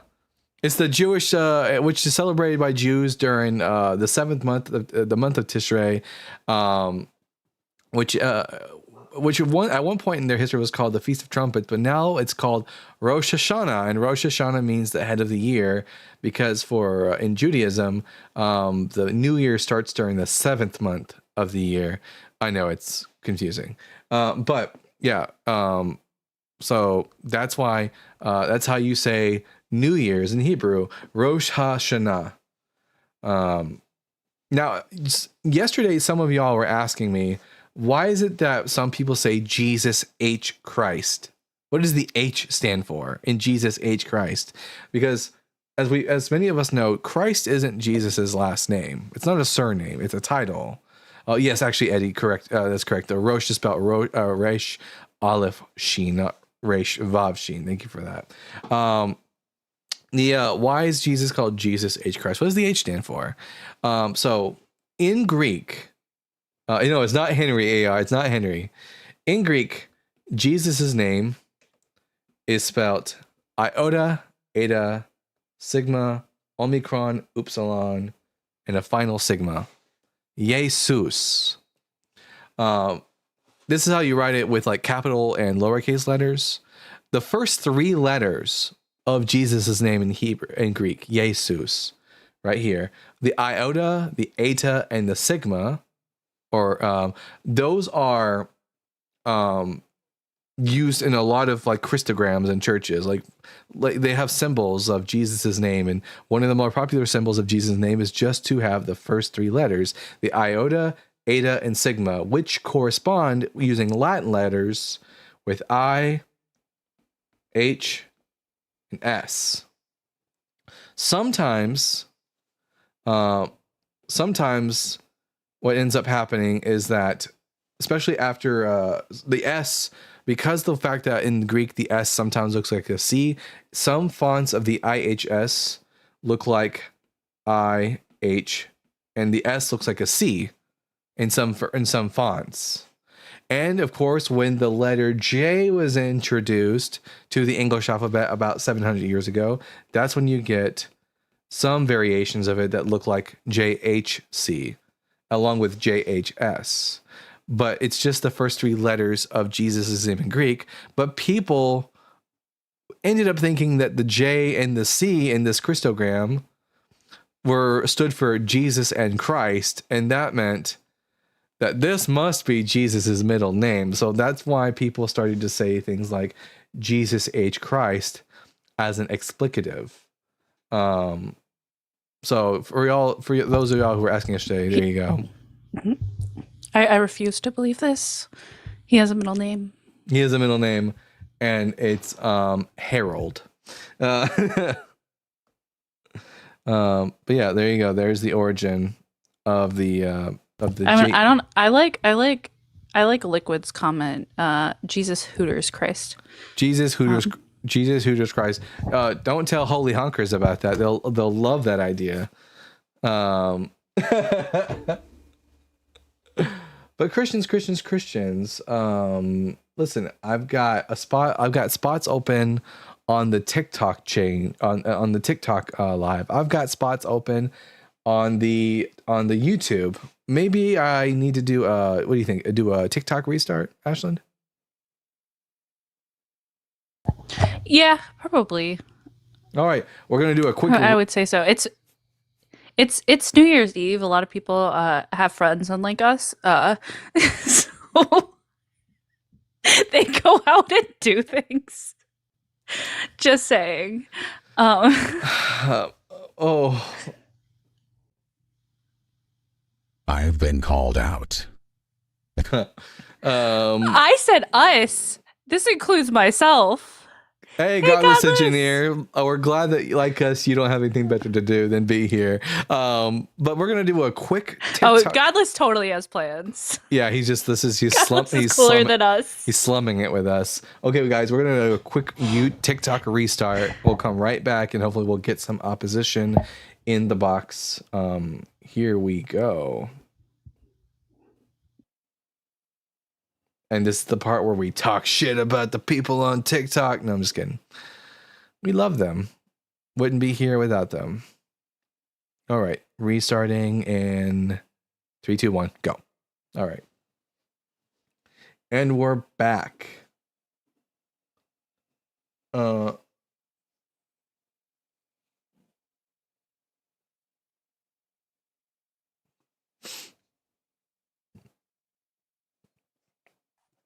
No more bullshit, please, says first. You're always first. And then, welcome back, Ashlyn. And we got another super chat. I said we have each other, Dalton. We're friends with each other. That's all we need, right? That counts, I guess. Yeah. I'll let it. We're not that weird. Yeah, Bo said, I missed the part where you were going to restart. I was so confused. Sorry, my bad. Actually, no, my plans. What are your plans for New Year's? Like 12 o'clock. I might or might not be asleep. I'm going to be playing Skyrim tonight, probably. And also afterwards I'm working on a paper right now, y'all, called Christology and Text, a reevaluation of the scriptural basis of Jesus's deity, where I will be going through the most popular passages of the Bible that Christians use in order to prop up the dogma of the divinity of Jesus and dismantling them with solid scholarship. So that's what I got going on. And speaking of good friends, hey, bud. Hello. How you doing? I'm doing good. How are you doing this fine New Year's Eve? Oh, I'm doing all right. We just got done watching the new Fallout, and we're waiting on Stranger Things. I haven't even seen season 1 of Fallout yet. Hey, Godless. I just realized my camera wasn't on and I was waving. Oh. Yeah, no, that's total blasphemy there, Dalton. Like, what? I guess I'm just not as interested in Fallout as I am in... Because I've played Fallout 4 and I liked it. I just don't like it as much as I like Elder Scrolls or Starfield. If they made a show out of Elder Scrolls or Starfield, I would be all over that shit. There's a fan theory that connects. There's a fan theory that connects the Elder Scrolls to Fallout 4, or not Fallout 4, but Fallout in general. Oh, I know, because in the Brotherhood of Steel, they have Nirnroot plants on their ship. Yep. And there is magic in the Fallout universe, so It's always I like to imagine, because of Starfield has introduced the multiverse aspect to Bethesda games, I'd like to imagine that Starfield and Fallout and Elder Scrolls and what's the other one? The one with the guy who goes into hell and kills a bunch of demons. Doom, that they all take place in the same multiverse. That's my personal belief that I would like to believe. So there's that. Oh, then also you would also have to include what is it? Wolfenstein. Yeah, Wolfenstein as well. Yeah, they're Because- all sort of the same well, multiverse. Because Wolfenstein and Doom are already connected. Yeah, it's the Bethesda verse is what I like to call it. And I'm sure someone out there could make a really crazy like chart of it all. But we have a super I chat. concur with this conversation. You have no idea I know what's nothing being about any said. of this. We should get you on playing. Yeah, guys. We'll just get you playing Skyrim, Ashlyn, or at least the new Oblivion. You would probably prefer the new Oblivion game. I was playing Baldur's Gate. Turns out I couldn't get past the first level because you don't have to kill the guy. Oh yeah, that's how bad I am at video games. You just gotta run past him and get to the lever. Yeah, yeah. I could have told you that. Gee whiz. Yeah, I grew up thinking that video games were for boys because of strict gender roles, and I lost out on a lot of really cool fun that I could have had, and now I'm getting into it, and I'm not very good. Me and Ashley used to play Assassin's Creed Odyssey all the time. More like I would watch Dalton play because I would get frustrated. Yeah, I would. But I finally beat it. I have a Twitch account, and I would play, and she would watch. But I wonder if I should do that too. Stream games. Now that I got this green screen set up, I could probably do something really cool with that. But you know, I'll let you. Maybe I'll put a poll up on YouTube, and you guys can decide whether or not you'd like to see something like that. But I got a super chat. At Gentleman Viking with the $5. Fun fact: you can piss off gematria dorks by pointing out that according to the Jewish calendar year, is 5785, not 2025. I don't know. Why would that piss them off? I don't get it. I mean, when I was super into gematria when I was a Christian, I just accepted that, you know, in the Julian Gregorian calendar it's 2000 whatever, and then in the Hebrew calendar it's 57. I guess at the time it was like 80 something, 5775. Dalton, what you should do is that one Bible game that there's probably more than one, but I know there's one really popular one. You should play that on Twitch and then have commentary to it.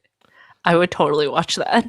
Soiled Fern says, Dalton, don't post your poll on YouTube. They'll suspend your account. Is that true, Godless?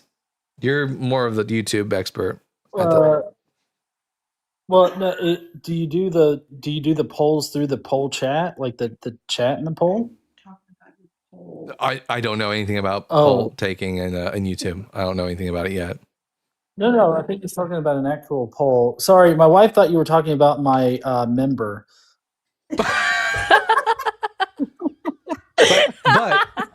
But we're going to set this aside for a second because Casey for the W.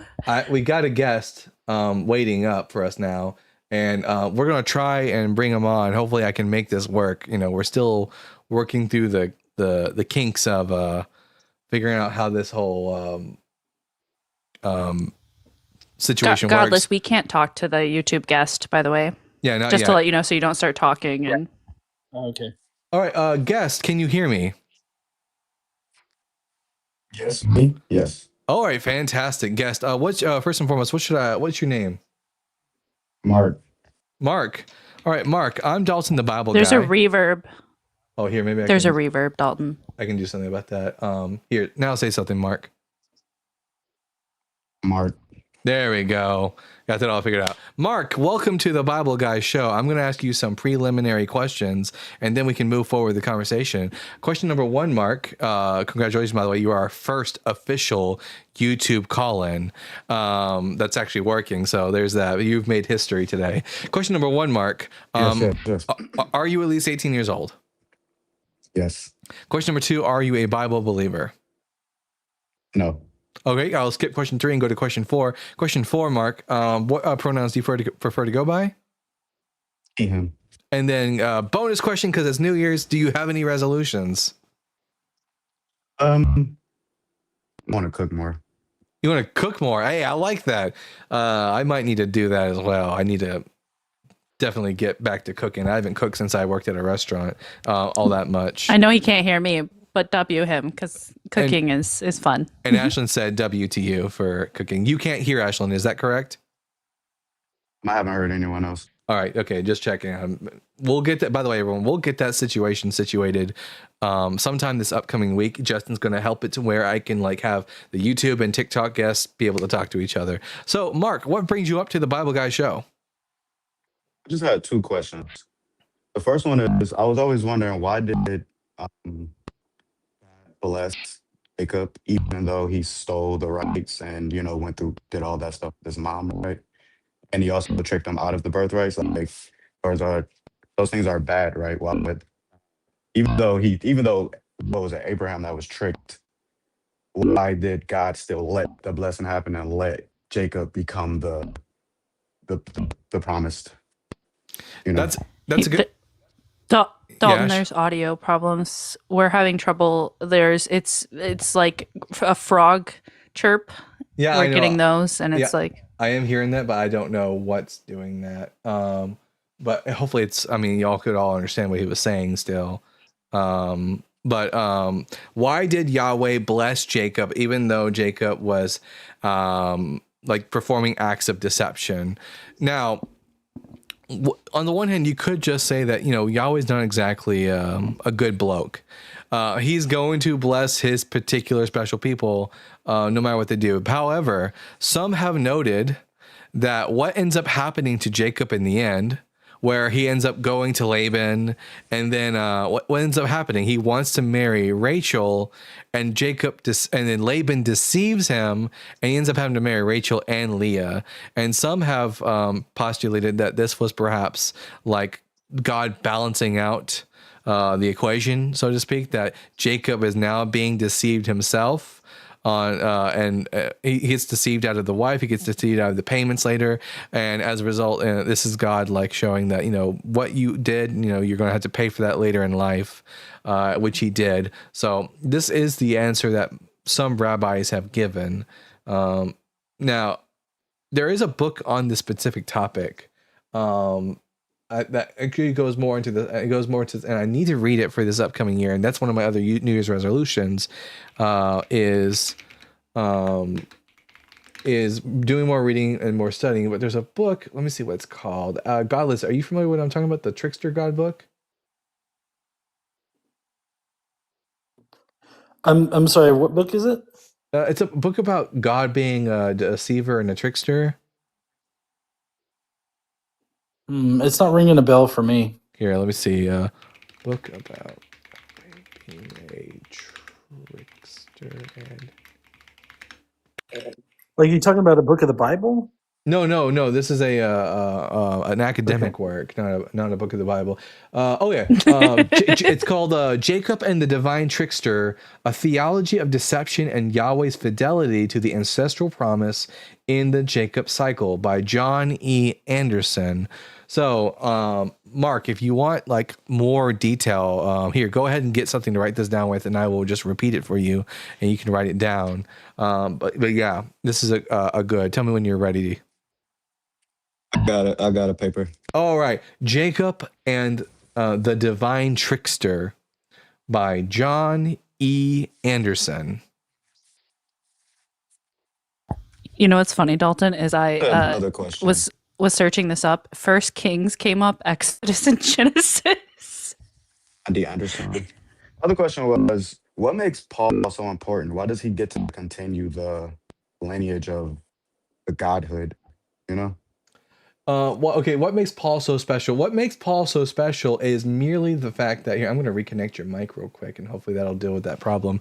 Okay, now, what makes Paul so important is not anything inherent to Paul, but other than the fact that if it wasn't for Paul, Christianity probably would have remained a very small minor Jewish sect.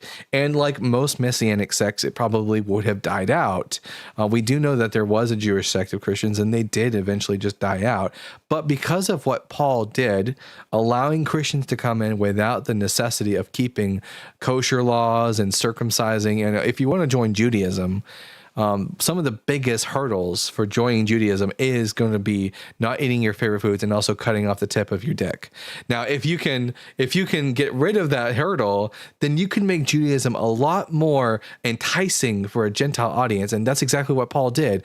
Christianity was able to grow exponentially more so because it was more open to a Gentile audience, and because the Gentile version of Christianity would outgrow and outnumber the Jewish Christians.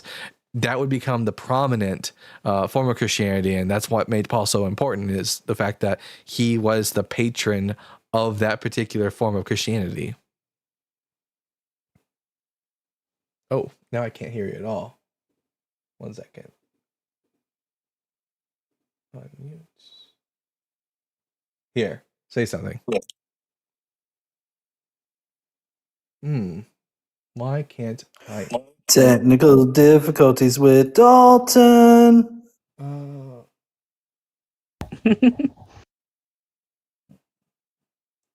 Here, let me remove you from the scene, add you back. Mute, unmute. Here, try saying something now, Mark. Oh my god.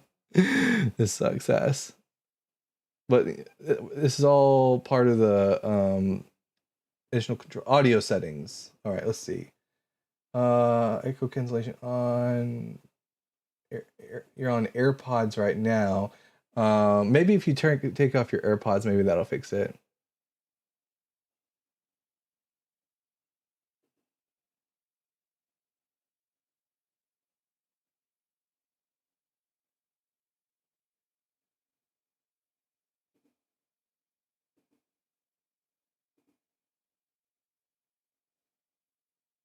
Yeah, no, I cannot hear you. I don't know what's happened, if it's my connection or your connection. It's God. It's God. But hey, Mark, here, message me in the here, just in the chat. Say whatever you would like to say to Dalton. Just have him unconnect and reconnect. Yeah, just do that. Go out and come back in. Do that. And I'll bring you right back on. As a professional in this particular IT area, 95% of problems are solved by turning it off and then back on. All right. Well, we can get him back up, because that's fun. Like my first ever. Fuck, it's hot in here. First ever YouTube call-in. Okay, here we go. The problem is you messed with it, Dalton. It was working, and then you messed with it. I tried to fix the chirping sound. Hey, Mark.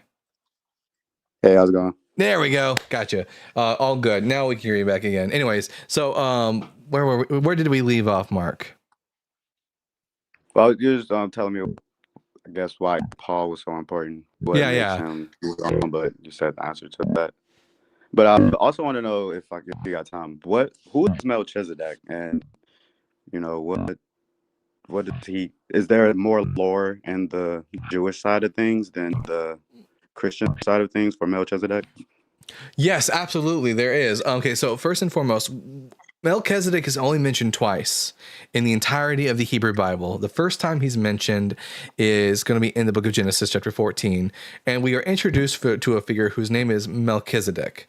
Now, Melchizedek, it might not, okay, he might, first and foremost, he's probably not a real figure, not a real person who actually existed. Now, but his name, Melchizedek, has a meaning in Hebrew. It comes from the Hebrew words melech, meaning king, and Zadik, righteous one. He's a Melech Zadik, a righteous king. So Melchizedek means righteous king. Now, Melchizedek is said to be a priest of El Elyon, of God Most High. And amongst the Canaanites, they had many gods, but the chief deity amongst the Canaanites was the god El. So at least the way that the book of Genesis seems to be like putting it out there, Melchizedek was a priest of the Canaanite / Israelite god El Elyon, because later on Israel would take El and then take Yahweh and make them one deity, which is why Abraham refers to God both as Yahweh and as El. Now, this Canaanite deity blesses Abraham, and Abraham gives him a tenth of everything. Probably the reason why Melchizedek is introduced into the story is because the story of Abraham is meant to serve as an example to the average Israelite man how they're supposed to live in fidelity to God. And what better thing, and because of the fact that Abraham lived prior to the Levitical priests, because they are his descendants, you can't have him do anything and interact with the Levitical priests to be like an example. So you invent a priestly figure who's also a kingly figure, and show Abraham giving reverence and honor due to the priest king, so that Israelites have an example of like being respectful to the priest and to the king, including tithing. Then Melchizedek is mentioned later in the Psalms, Psalm chapter 1, verse 10, where God says to King David that he would be a priest forever, like Melchizedek. And that's all we get for about Melchizedek in the Hebrew Bible. Now, between the time of the writing of the Hebrew Bible and the New Testament, we have a group of Jews. Let me grab this book real quick. Also, just a side note, Dalton, the turning off their video may help with the audio bandwidth. Just FYI. Well, I think we're fine as it is right now, but if we see any more problems, then we'll definitely do that. Okay. The Dead Sea Scrolls, which were written by a group of Jews known as the Qumran community, possibly they may be the same group as the Essenes. That's debated in scholarship, but for now we'll just call them the Qumran community. The Qumran community wrote the Dead Sea Scrolls, which were copies of the Hebrew Bible, but also their own unique literature. Like you find copies of First Enoch in there, for example. Amongst all these works from the Dead Sea Scrolls, we have a text called the Melchizedek Scroll. And in the Melchizedek Scroll, the Qumran community has elevated Melchizedek so that he's no longer just an earthly priest king figure, but he's almost like a divine being who's able to act in the place of Yahweh himself. So they've elevated Melchizedek and into as a divine being. And it may be that the author of the book of Hebrews, who is also is one of the few authors of the New Testament that writes about Melchizedek, is being inspired by this theology to where he has Jesus acting as a priest according to the order of Melchizedek, and compares him to Melchizedek. So there's probably a little bit of inspiration from him from the author on that part. Okay, thank you. I appreciate it. Much appreciated. And thank you for being our first ever YouTube caller, Mark. Everyone W Mark for making history. You have a wonderful day, bud. Happy New Year's. Happy New Year, brother. Happy New Year. Yay. That's fun. Glad we got we were able to do that for the first time. And it'll get better in the future, guys. All the little technical difficulties, we'll figure them out as we, go through 2026. Yeah. I can assure you, you will not.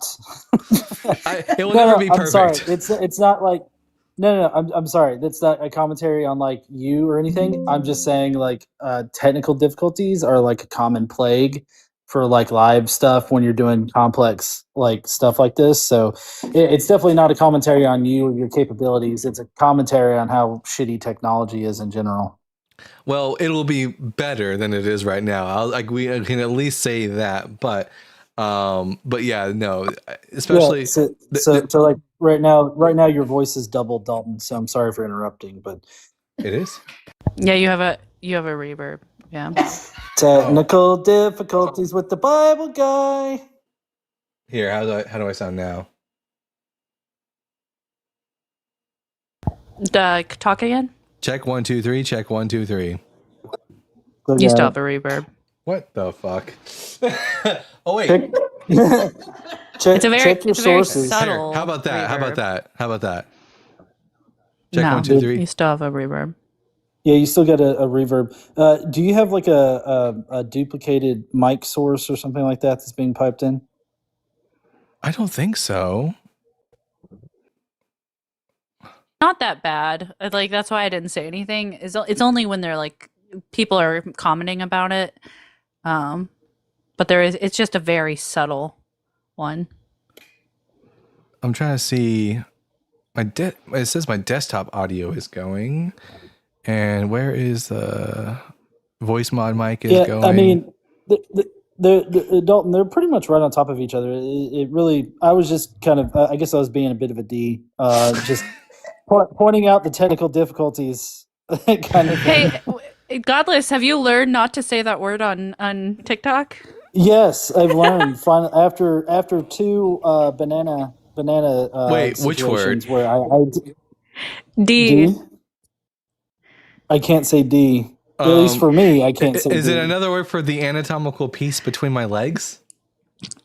Yeah, Yes. your member. Okay. I didn't know that. I didn't know you couldn't say that. See, even I knew that. Well, yeah, so there was 2 times I've been banana hammered for that. And so I just finally figured out don't say that word, which is apparently difficult for me.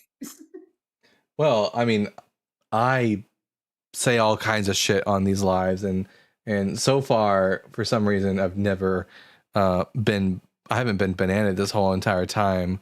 And I say crazy shit all the time. Hi, Glitter. Welcome, my bud. Well, hello. Happy New Year. Happy New Year. A bit muffled. Well, I didn't mean to be here, so drop me down. Okay. Happy New Year's, Glitter. Happy New Year's. That's so good. I am feeling a little bit giddy right now because of the root beer. The root beer. I'm a lightweight. Ashlyn has actually seen me like when I've actually been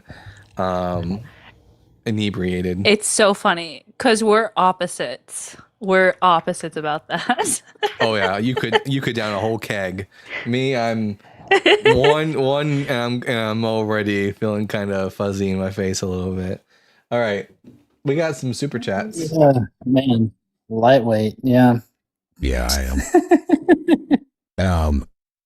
At Leia with the $10. After the Skyrim comment, I wanted to throw a suggestion. Tainted Grail Fall of Avalon. It's my New Year's Eve plan because I've been binging it recently. Kind of fun. I have played a little bit. I played a couple minutes of it. I didn't get around to spending a lot of time playing it, but I do own it on my PlayStation. I don't own it on my PC. So there's that. The only games I own on my PC are Starfield and Skyrim and nothing more. The rest of my games are either going to be on my PlayStation 5 or my Xbox Series S. But man, I'm a big time gamer. Love games. And at Kit Topper sent 5 The Bible Guide gift memberships. Happy New Year's to the 5 people who get to be a member of the Bible Guide channel. Hell yeah, brother. Happy to see that. Godless, do you have any New Year's resolutions? Well, I mean, I want to continue to grow my YouTube channel. Like an idealized sort of goal is to get 100K, and then I can get that plaque thing. Yeah. But I don't know if I'm growing that fast. I am going to try to implement something new for the channel because I want to start doing the streams on YouTube as well. With the conversation stuff, I want to get that set up, and I was thinking about a way I could do that and really maximize my memberships. So I was thinking about maybe starting off and having the first conversation be like for everybody, But then after the first conversation, I switched to like a members only, like commenting or viewing kind of thing. And then the live streams will only be available for members afterwards. And then, everybody's going to have access to the clips that I make from each one, but it's going to, I figured, I was thinking maybe that could be a good way I could provide some value to members over there on YouTube. Hell yeah, that's a good idea. If you, I don't know if you're an engineer. I'm sure you can figure out the OBS stuff. You know how to do the dual streaming stuff, right? Oh yeah. Well, I use regular OBS. I don't use slobs. Like I'm guessing you and Justin use slobs, as far as I can tell from the way that the super chats are displayed. Streamlabs. Yeah, I mean, I have a separate Streamlabs thing. I'm using regular OBS, but I have like a secondary like Streamlabs thing over here. Social Stream Ninja something, and I'm able to pull in the super chats like that. It's trust me, I can't explain it to you. I just had Justin help me set it up, and I'm just running with it. Okay, well, it looks like so. I figured Justin does Slobs, which is Streamlabs OBS. It's a port of the OBS software. So like the OBS software is usually black and gray, and it's very simple. I've actually started developing some tools to help me in the live stream stuff. So like I've got what I've got is a Node. This is probably going to go over everybody's heads here, but I've got a Node.js server that's set up to run. I've got one control panel that runs so that I can put in like the callers or the person that I'm conversating with. I put in their name and their pronouns, and I hit display, and it displays their name and pronouns on the screen. And then I've got another one that I'm working on currently to display Bible verses in kind of like a stylized way instead of doing like the screen. So I've already got it set up to where it scrapes Bible Gateway. I've got it to where I can select the different versions if I need to select different versions of it. The one thing that I need to work on right now is getting the paging system working. It's not wanting to respond to that. So it's currently in development, and it works by, you got to start. Sorry. Yeah, I know I'm rambling. No, you're good, bud. Keep going. You got to start the Node server. You got to start the Node server first, and then the controls are docs in the actual OBS. You can add custom docs to it, and then the actual like stuff that displays is browser sources, and so it feeds off of like a server and everything like that. I don't know. It's difficult for me to explain. I actually got a new something new for my for the live stream. Oh, wait, one second. My iPad is actually about to die. But basically, I'm able to now make it to where, I don't know if you already saw it earlier, but where are they at? Oh yeah, look at that. I got to where I can like draw on a screen, and so I can like for instructing people and stuff on certain topics. Oh, that's cool. That's done through your iPad? Yep. I just screen share my iPad to Lonely Screen, and yeah, it's super duper simple. Someone in the comment section said, What's the name of the software again? Lonely Screen. Lonely Screen. Okay. Dante Sanders says hard work solely done to earn money and gain possession is empty. All right. I guess you don't fucking pay bills, bud, but all right. Whatever you say. The rest of us have to make a living somehow. Man, it's so funny. Because I'm sure they don't do any hard work for money in their day-to-day life. Am I right? Let's see. Christians, come on up, have a conversation with us. As Christians, as you can see, if you're on the YouTube commenting away, like Mr. Atheist Ape or whatever the hell your name is, anyone now can call in to the Bible Guy Show on YouTube. Go to tinyurl.com/Bible Guy Guest, and you can come up and have a conversation with me, and we can see whether or not we can figure out if you can convince me that any of these 6 points up here are false. But Godless, now that New Year's is coming up, do you have any big show plans or anything special event that you'd like to plug in? Well, so this Saturday I'm doing a call-in show with Born Again Atheists over there on the line. That's at 6 p.m. Central on Saturday, and I know I'm on Skep Talk at least once. I think on the 19th of January, maybe. But there's that, and then maybe the 19th. I can't remember right now, but and then I'm gonna be I'm in the process of getting Joel Reads the Bible. I'm gonna get him on an interview on my channel, and I don't know, I'm just really hoping to try to get more of the smaller people up on the line, get some more exposure for the community. Hell yeah. Dante Sanders, who's running their mouth a lot in the comment section over here on TikTok. But people are fickle, changing quickly and easy. You mean like God? It is much better to seek God's approval. His love never changes. Dante, obviously you've never read the Bible. God's love does change. At one point, God loves Israel, and then he tells Moses that he's going to fucking wipe them out. And it's only because Moses pleads with him that he changes his mind. So no, God's love does change. Well, yeah. And also, God's love requires you to just kneel and obey, and only obey him and please him. Get on your knees, put your hands together, and really kind of work it hard to please God. And I'm not doing that for God. 1 second, everyone. I'll be right back. I gotta go check my fireplace to make sure this fire is still going. So y'all just entertain yourselves for just a quick moment. Godless engineer, take over the live. Yeah. Cause chaos. I just start whispering mythicists like things. So it's like, did y'all know God doesn't exist? All right, y'all need to come back and really push that on Dalton right now. Jesus. Sorry, Jesus doesn't exist. Fuck, I fucked that up. But both don't exist. Then how's that? Both don't exist. Yeah, true.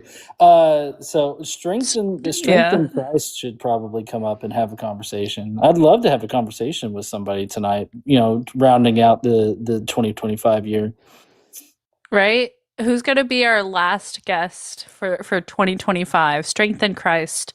I don't have any strength in a dead guy. Just saying. Or as Godless Engineer would say, a non-existent guy.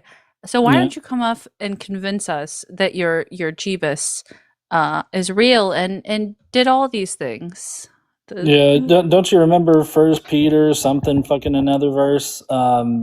Be prepared to defend your faith. So you should probably get up in the box and defend your faith there, strength in Christ. If you do have strength in Christ, then you should probably show it. John, I remember my 1 Peter.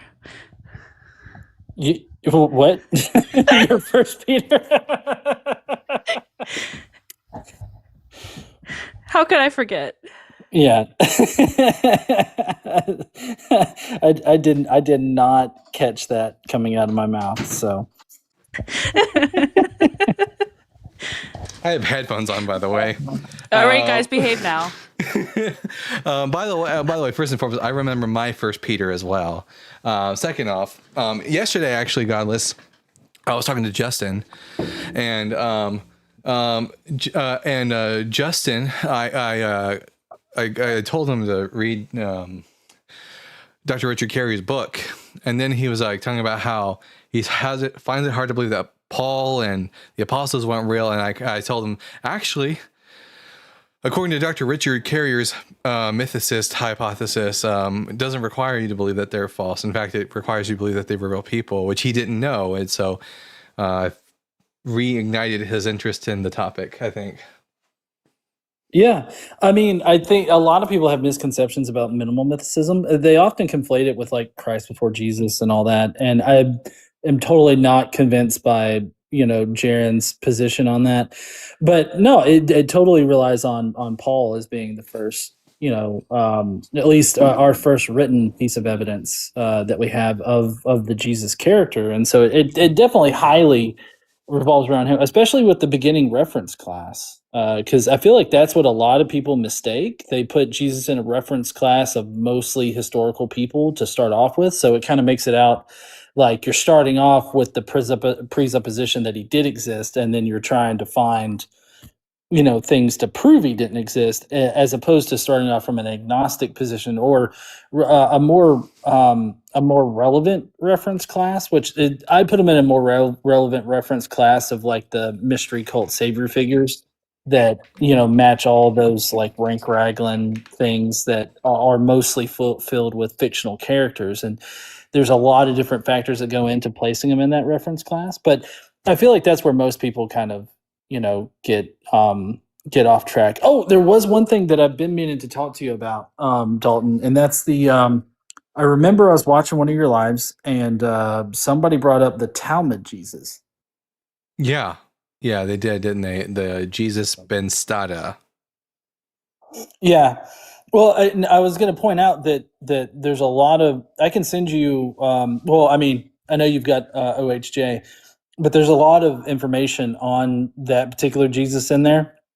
And like, did you know that there was actually a separate sect of Christians that actually developed and worshipped that particular Jesus that unalived under King Janaeus?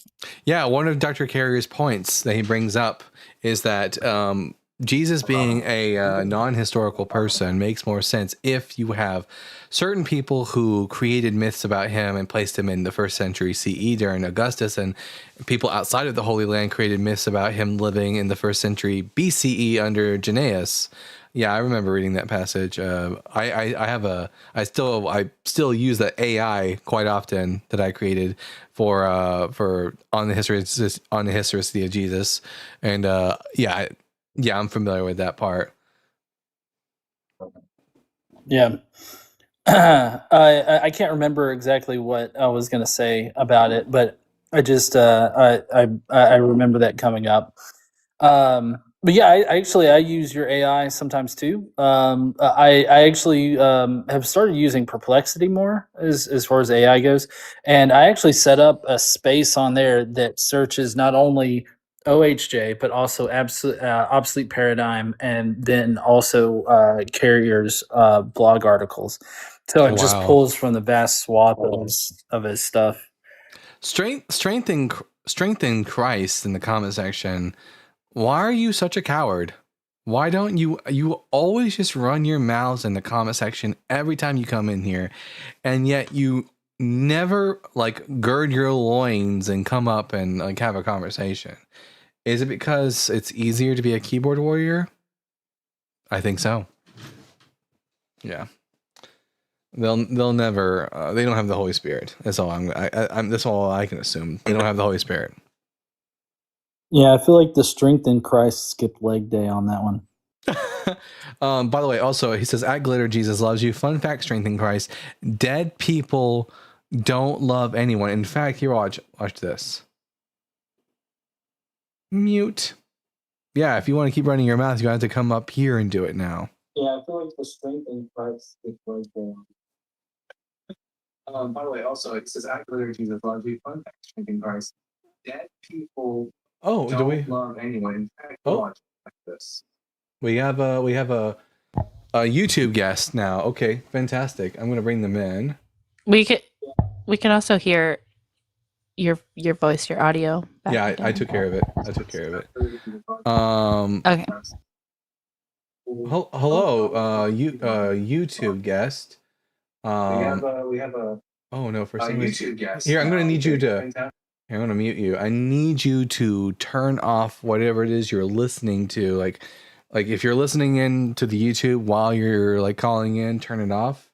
Because we can all still hear me in the background. And despite what some people might think about myself, I do not like listening to my own voice. I'm going to mute you. I need you to turn off. Let's try that again. Give them a second to turn off whatever it is they're doing.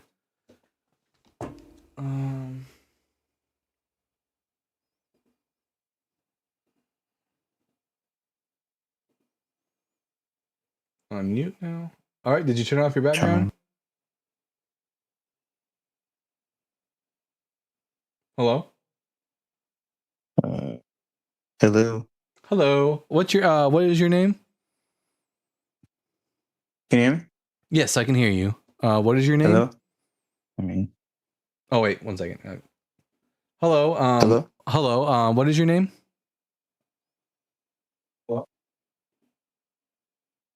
Can you hear me? Yes. Guess what is your name? Oh, my name is Nico. Can you hear me? Nico. Welcome to the Bible Guys show. I'm going to ask you some preliminary questions, and then we can dive into the conversation. Question number 1: Are Yeah, no you problem. at least 18 years old? Yes, I am. Question number 2: Are you a Bible believer? I am not. Look, guys, Thankfully. it looks like all the non-believers are the only ones who are able to come up, and all the believers out there are too much of a coward. But Nico, glad to have you up here. I'll skip question 3 and go to question 4. What are your pronouns? He, him.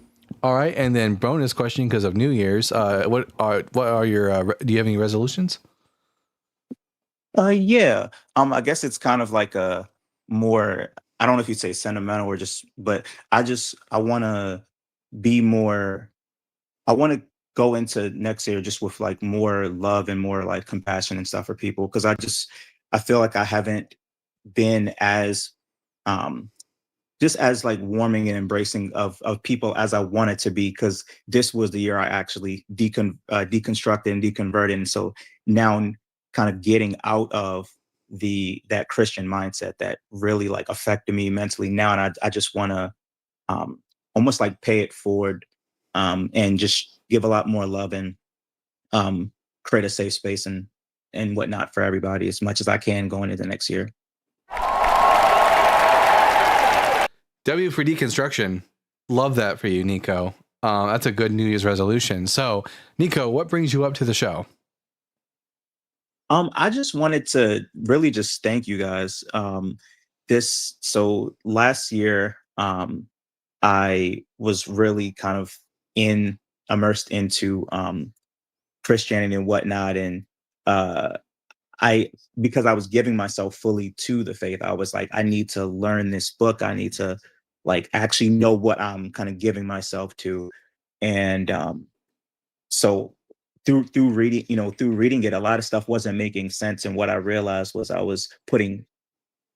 I noticed how much I had to sort of go against my own morality and my own judgment in order to try to agree with stuff in that book. And it was like this conflicting battle because I would keep reading stuff and I'm like, well, it says this, but I genuinely in my heart do not feel that this is right. And after a certain period of time, I was like, I can't lie to myself. I'm like, no, this is some wicked, evil crap. I need to get away from it because I was noticing how it was just things that I didn't agree with.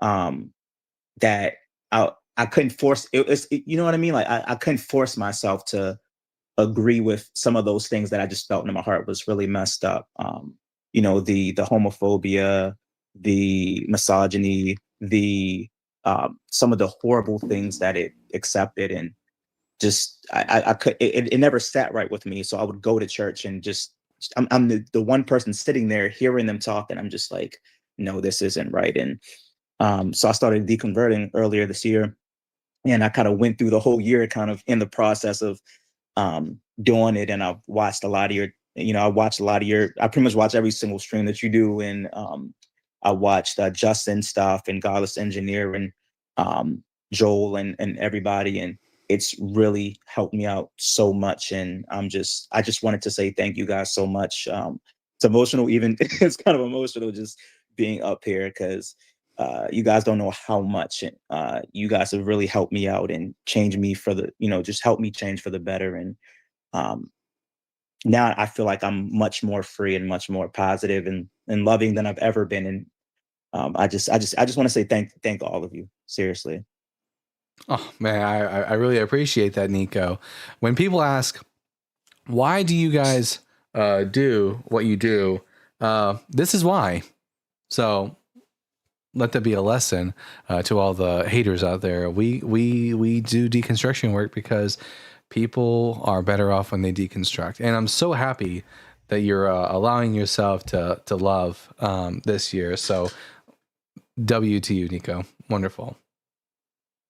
No problem. Dalton, invite them you to the so server. much. This is the first time I've ever been on a live or anything like this. Nico, that reminds me. Are you part of the Bible Guy server yet? Discord server? I am not, but I will definitely join. All right, yeah. In the description of the YouTube video, you'll find a link to our Discord server. So, and that goes for everyone else out there as well. And by the way, the exact opposite person in the comment section, The Truth, says, "All wicked will perish for eternity in hell. Amen. Thank you, Jesus." Look, we got two of the exact opposite people here. Don't be like The Truth. Be like Nico. I don't want to spend eternity with anyone who would condemn people to burn forever. That's not somebody I would want to spend eternity with. That's Hell yeah, Nico. I'm glad to hear that. Is there anything you wanted to anything else you wanted to talk about? Not particularly. I just wanted to come up and show some love and thank you all and tell you all happy new year. Have a great year. I'm gonna be here supporting you all for the long haul. So I'm just sending love. All right. All right. You have a good New Year's, Nico. Thank you, y'all as well. All right. Peace. I started tearing up for a second there. Honestly. Man. I actually had somebody request up into one of my lives the other day that actually one of my conversations about consent in the Luke 1 in the conception of Jesus story. Yeah.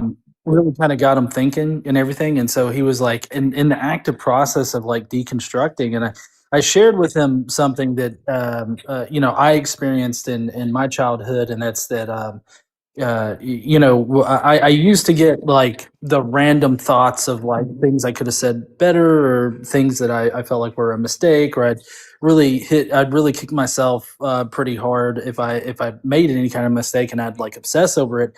And so I always considered that to be God like punishing me for like being a sinner and like sinning. I was taught that I was just always sinning all the time and everything. So I thought that God was punishing me with that. Come to find out, it's just undiagnosed ADHD. So like that really connected with him, and he got kind of choked up on my live, and he I gave him some good references like to Recovering from Religion and the Secular Therapy Project. Both of those are great if you're coming out of religion and you feel like you need some therapy or some help processing that. Those are great resources. I use the Secular Therapy Project to get my current therapist that I'm working through things with now. Hell yeah.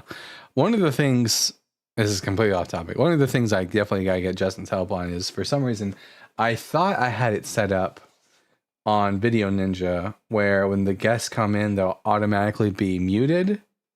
But apparently not, because the only way I knew that last guest was here because I overheard myself in the background.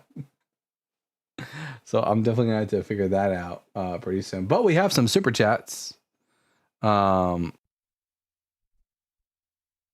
At Herbie Shine with the £2. Sarah is on the line Tuesday. Sarah from Leaving Faith, or Sarah Pink and Blue Shark. Sarah, which one? Yeah, no. It's Leaving Faith. So. Yeah, because Leaving Faith Sarah, she doesn't have an H at the end of her name. That's right. So everyone, yeah, make sure you're checking out our friend Sarah over at Leaving Faith on the line on Tuesday. That's exciting. Love to see that for her. And at Judius with the $5. I love when Christians act like there's less proof for Alexander the Great than Jesus. There are still many cities named by him in his own name. Yeah, that's one of the biggest apologetic like lies out there, that we have Jesus is the most well attested to person in ancient history. Like, no, we literally have coins from Julius Caesar and like Herod the Great and Caesar Augustus that were minted while they were alive. That's infinitely better than anything we have for Jesus of Nazareth. Come on, people. when it comes to like our biography on Alexander the Great, we have Plutarch's biography, and Plutarch got his information from Ptolemy the Fourth, who was Alexander's general. Oh, that's a named source. The Gospels are anonymous works, so again, much better than anything we have for Jesus of Nazareth. The thing is that Christians believe that the more manuscripts you have means that something is more true, and that's just not how that works. Writing something down a multiplicity of times doesn't make it more true or better evidence. Yeah, I actually had somebody come up and say that they really didn't care about independence when it comes to sources. It just matters if it's mentioned in a source. It doesn't matter like where they get the information from. Because I was arguing with him about Tacitus and where that information comes from, and he's like, I don't care where it comes from. And it's like, no, it's totally matters if you're using the Gospels and then you're using Tacitus, who is more than likely using the Gospels. That's not two sources. That's one source. Yeah, exactly. They don't give a shit about scholarship. At Heyman Mullock with the $5. What are other examples of mystery cult figures are there?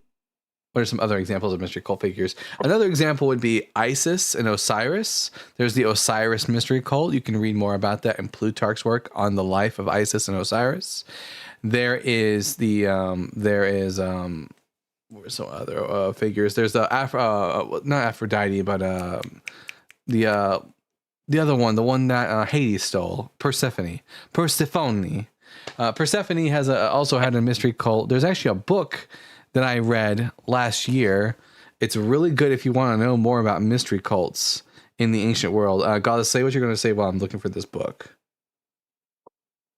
Yeah, I was going to say there's also the mysteries of Cybele and somebody else. Mithras.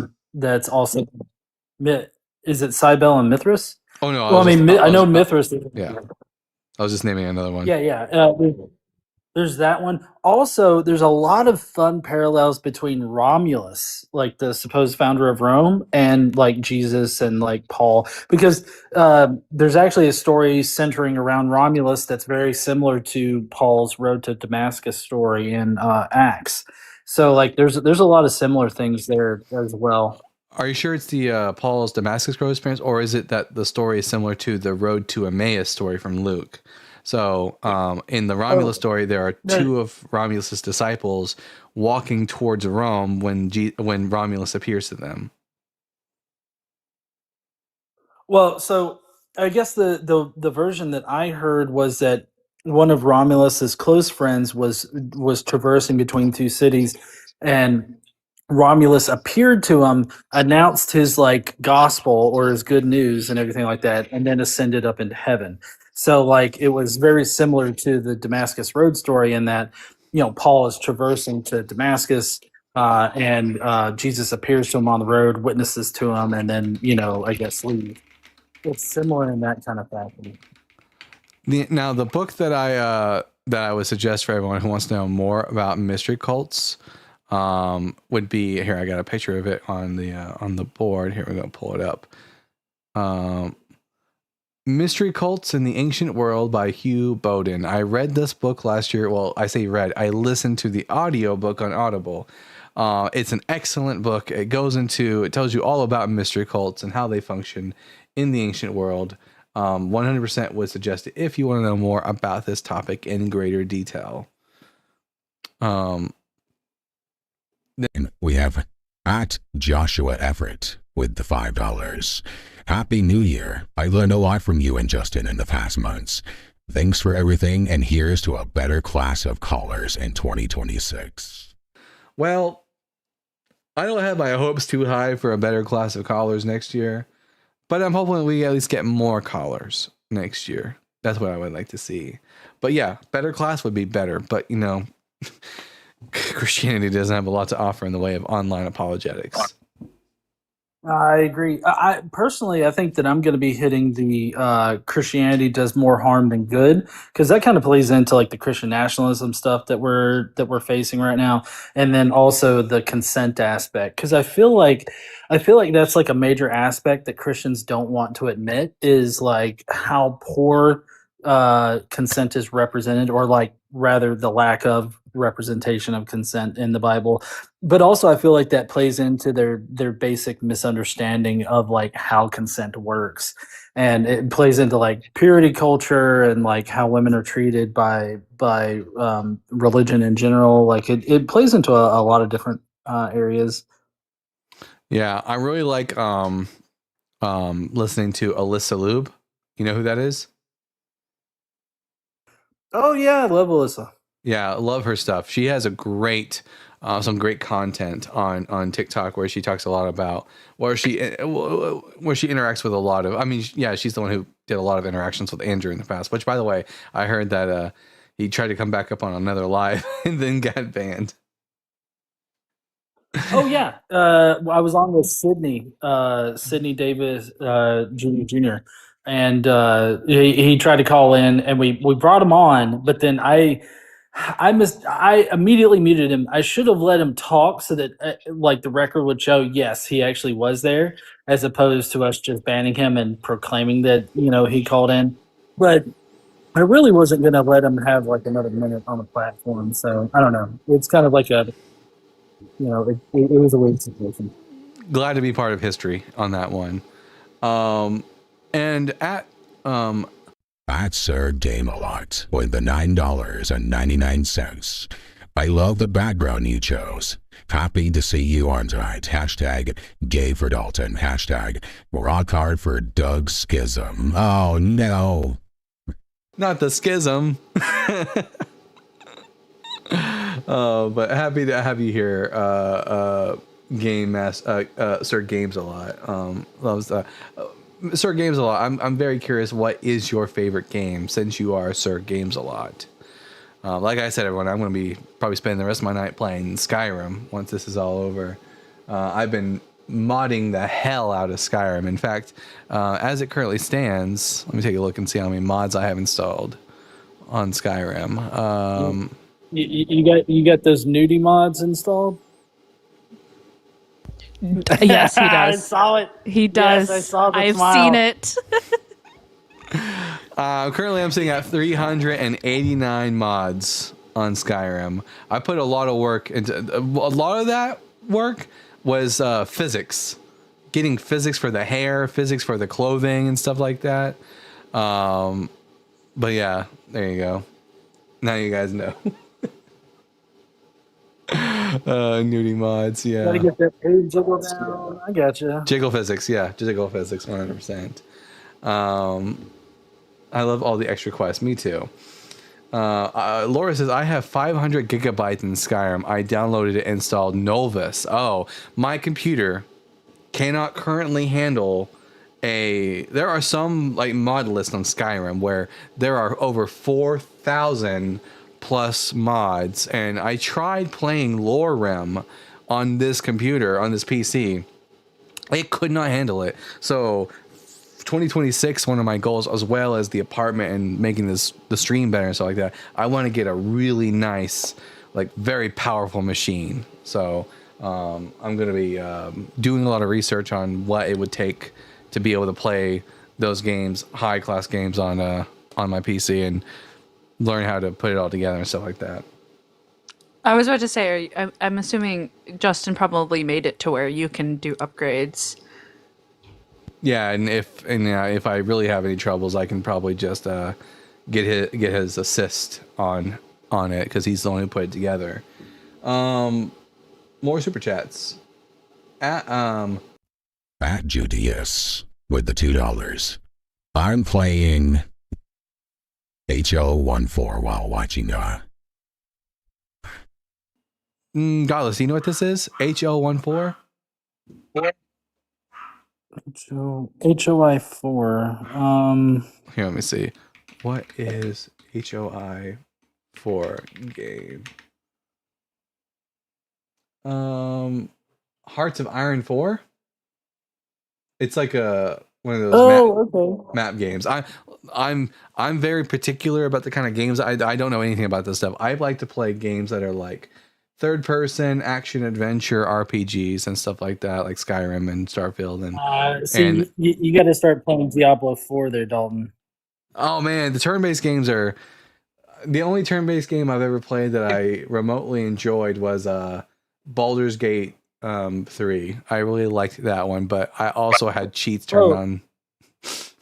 Yeah, no, Diablo 4 isn't turn-based. It's a isometric RPG. So like you've got different classes that you can do, kind of similar to like Skyrim, except it's an isometric thing, and you've got different abilities to do. I always thought it was turn-based, but it's the only difference is that it's isometric.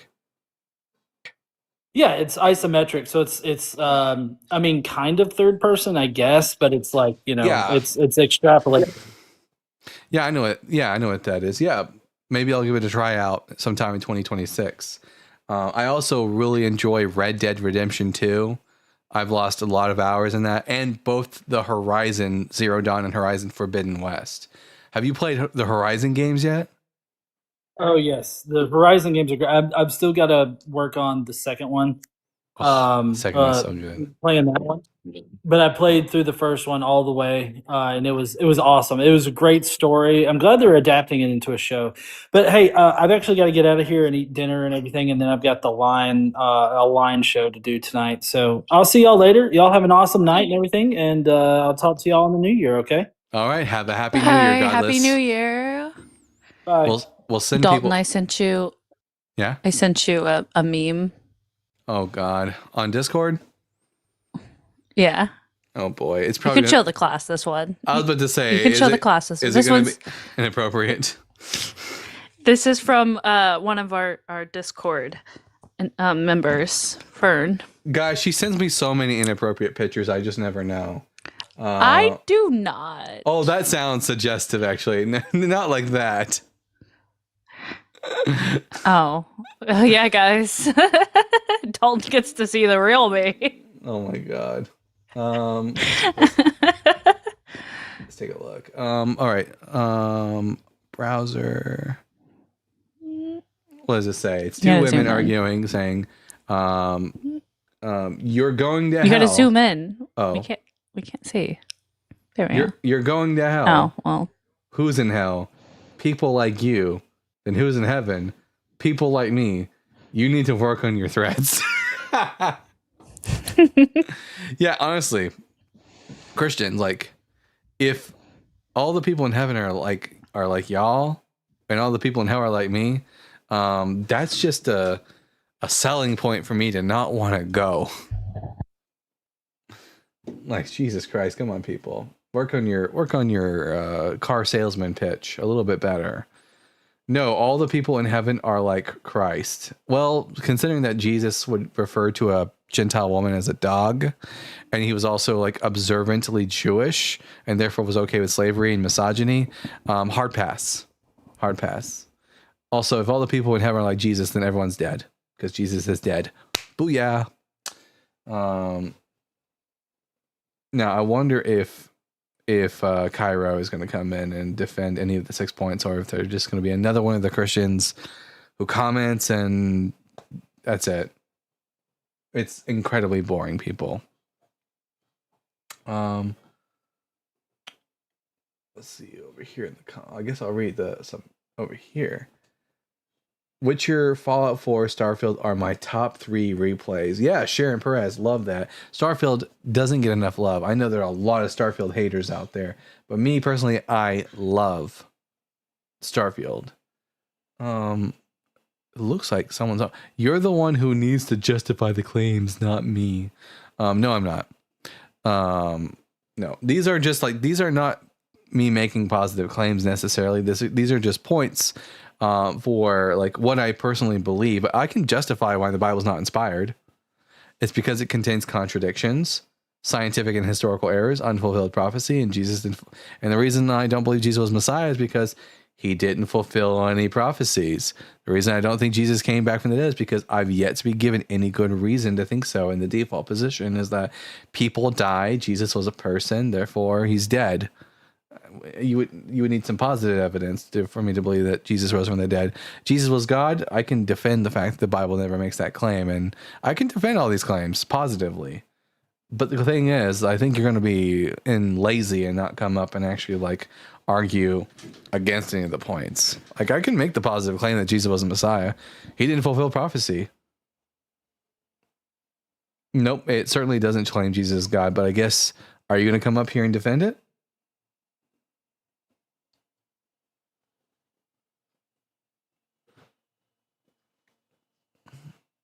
All right, fantastic. Cairo, I'm going to ask you some preliminary questions to ask that before we move forward with the conversation, just so I can get a beat on you. Question number 1, are you at least 18 years old? I am. Question number 2, are you a Bible believer? Sure. Question number 3, how much of the Bible have you read? All of it. Question number 4, what are your pronouns? If I had to choose some, he, him. And then question 5, which is a bonus question, any New Year's resolutions? Love my wife better. All right, that's a good one. I actually like that. All right, so I'm guessing you want to talk about point number 4? Yeah, which, because I mean, that seems to be the one most easily to talk about, at least from my perspective. So sure. Okay. Why do you think Jesus is God? Well, the Bible, I think, explicitly states so. Okay. Where? Colossians 2 specifically, where it says that in the fullness of that which makes God, God dwelled in Christ in bodily form. Well, that's a weird way of phrasing it. But Colossians 2... No, theotetos means that which makes God, God. Well, we'll take a look at that in a second when we look at the Thayer's Greek Lexicon. Which verse are we talking about specifically? Is it Thayer's Greek Lexicon? It's a little bit outdated. Why you could try BDAG or maybe because I don't have access to BDAG. Is it Morphe? Morphe is form. Yeah, no, I think that's Philippians chapter 2. Now, which verse in Colossians 2 are you referring to? Colossians, I think it's 2:8. All right. Watch out that no one takes you captive through philosophy and empty deceit, according to human tradition. 2:9, I'm sorry. Yeah. Sorry. For in him the whole fullness of deity dwells bodily, and you have come to fullness in him, who is the head of every ruler and authority. All right. The fullness of God dwells within him. I already accept the New Testament says that. That doesn't make him Yahweh. Well, who else has the fullness of that which makes God, God in bodily form?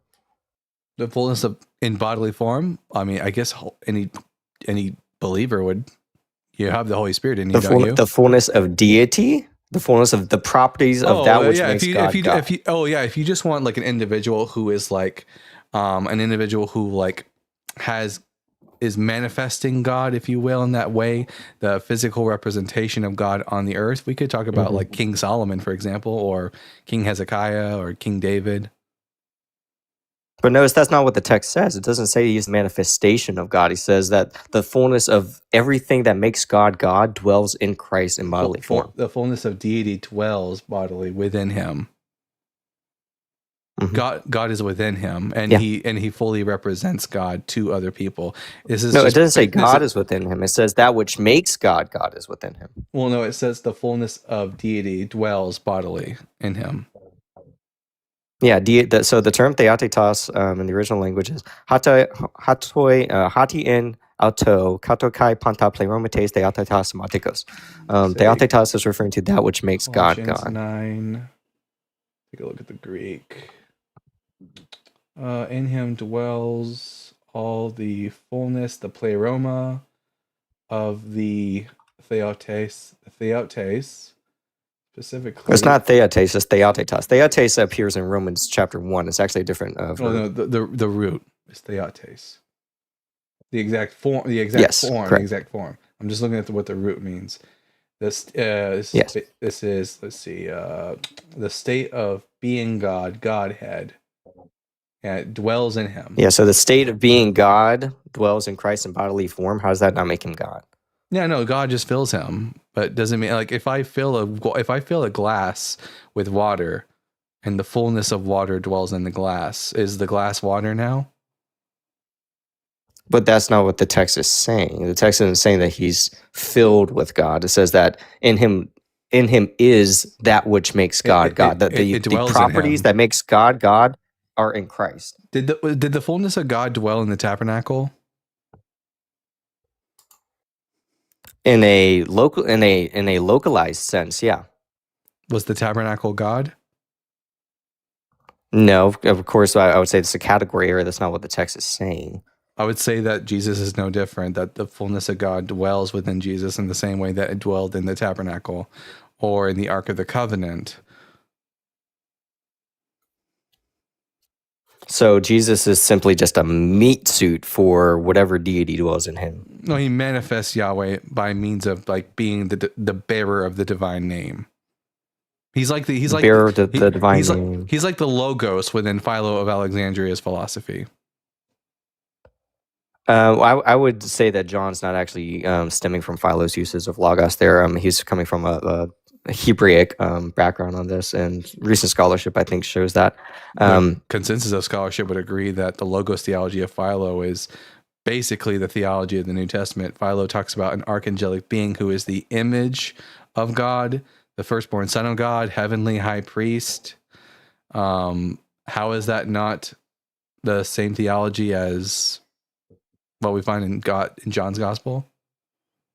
Well, because I would say John is coming from a monotheistic Jewish background, not from a Greek philosophy background. There is no monotheism at this time in Jewish history. At best, you got monolatry, but there's no monotheism. Monotheism is a later philosophical innovation. I would obviously that I would disagree, but where does the Bible? So you would say that monotheism, strict monotheism. So you would say that Jesus, maybe as a representative of God or a man filled with God, whatever, can act on his behalf, assume the divine name, be worshipped as God alongside the Father, and worship the attributed God? Actions of Yahweh. He can be worshipped like the way Solomon was worshipped, proskuneo. Yeah, sure. Was Solomon ever worshipped alongside the Father in a heavenly throne? Solomon sits on the throne of Yahweh, according to the author of 2 Chronicles. Was he ever worshipped alongside the Father in a heavenly worship scene? Where? Well, no. So in the book of Chronicles, Yahweh and Solomon are both worshipped because Solomon sits on the throne of Yahweh. It says that they worship Yahweh and the king, being Solomon. Right. But are the attributes? Is it just about location? Well, no, it's specifically about what's actually being said. Because if you look at, obviously, I'm sure you're familiar with being the Bible guy, the text in Revelation chapter 5, where you have honor and glory and dominion and power forever and ever being to the one who sits on the throne and to the Lamb. Yeah, they're two different individuals. The Lamb is able to assume. Yeah, Christians have never suggested otherwise. Yeah, and the Lamb is able to assume authority because Yahweh gives him authority. It's not inherent to him. The Gospel of Matthew explicitly says that the authority is given to Jesus. Yeah, sure, in a functional role sense, but it's not given because he's a lesser being ontologically. Well, the Bible never makes a claim that he's equal to God ontologically. In fact, the Gospel even of if John the Father calls him God? Well, no, that doesn't matter because there are figures in the Old Testament who are called Theos or Elohim who aren't Yahweh, like Solomon. Sure. Well, Elohim is just the Hebrew generic term for God, along with El. Well, it's the abstract concretized plural form. But regular humans can be called El Gibor or can be called Elohim. Right. Well, Angels are called El Elohim. Gibor, the mighty God. Yeah. But so Jesus, you're saying Jesus as the bearer of God in a sense, bearer of the divine name. The bearer of the divine name. Is he able to be said to be called Yahweh or do the things Yahweh did? Oh yeah, I mean you can have individual. Like for example, are you familiar with the Metatron? You can have angels who are called Yahweh. You have angels who are called Yahweh? Yeah, the Metatron is called the Yahweh Katon, the lesser Yahweh, even though it's just Enoch exalted. Which text are you referring to specifically? Second Enoch. Do you have any canonical sources that state that? We don't care about canon here. Canon is the invisible, arbitrary line that people create for books of the Bible.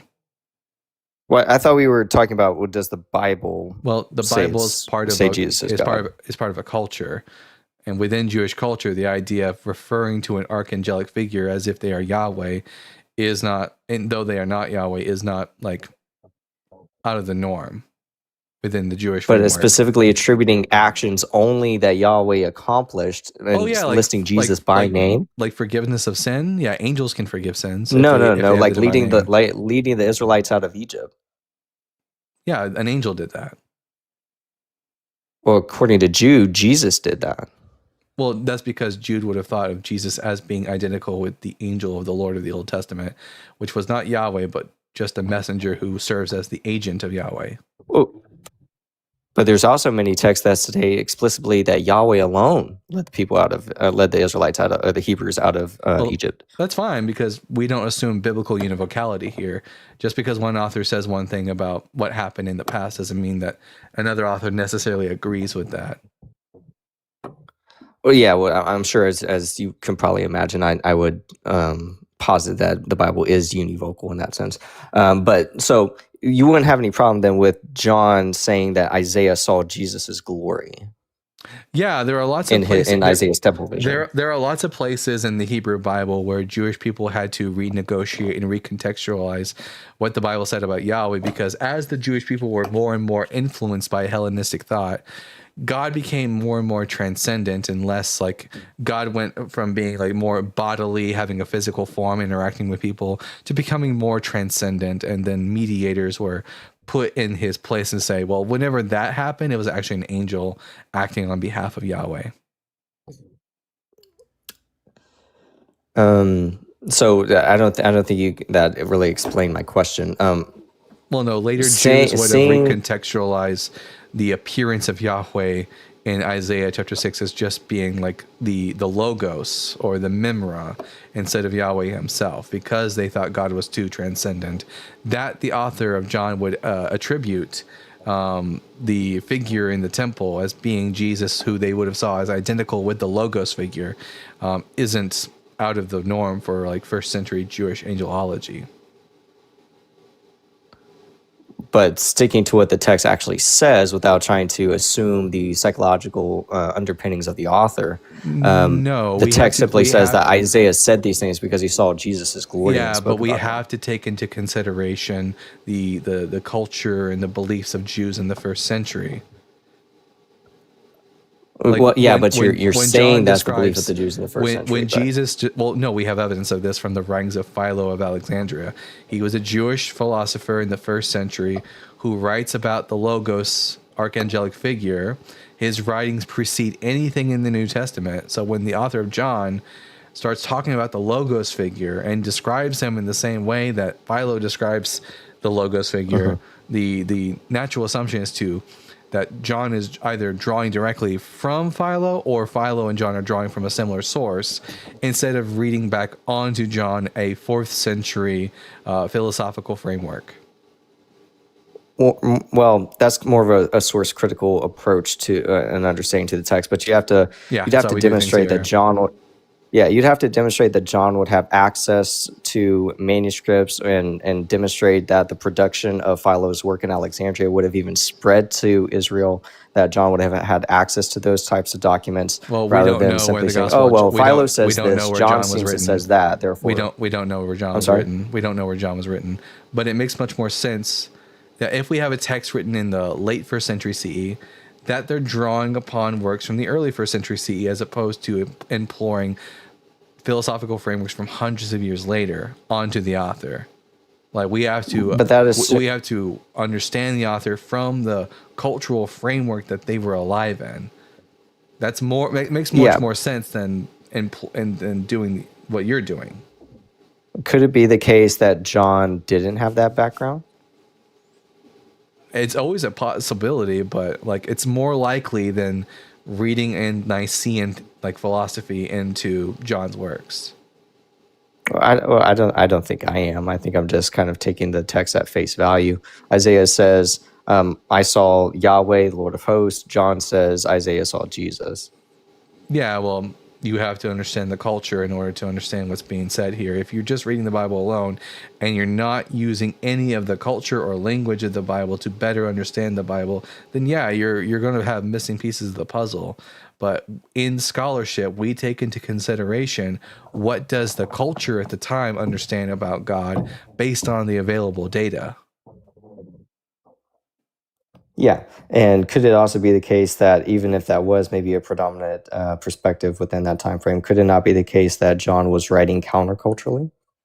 Not from everything we see. Everything that John says is right in line with what Philo writes in his own works. Nothing countercultural about it. Okay.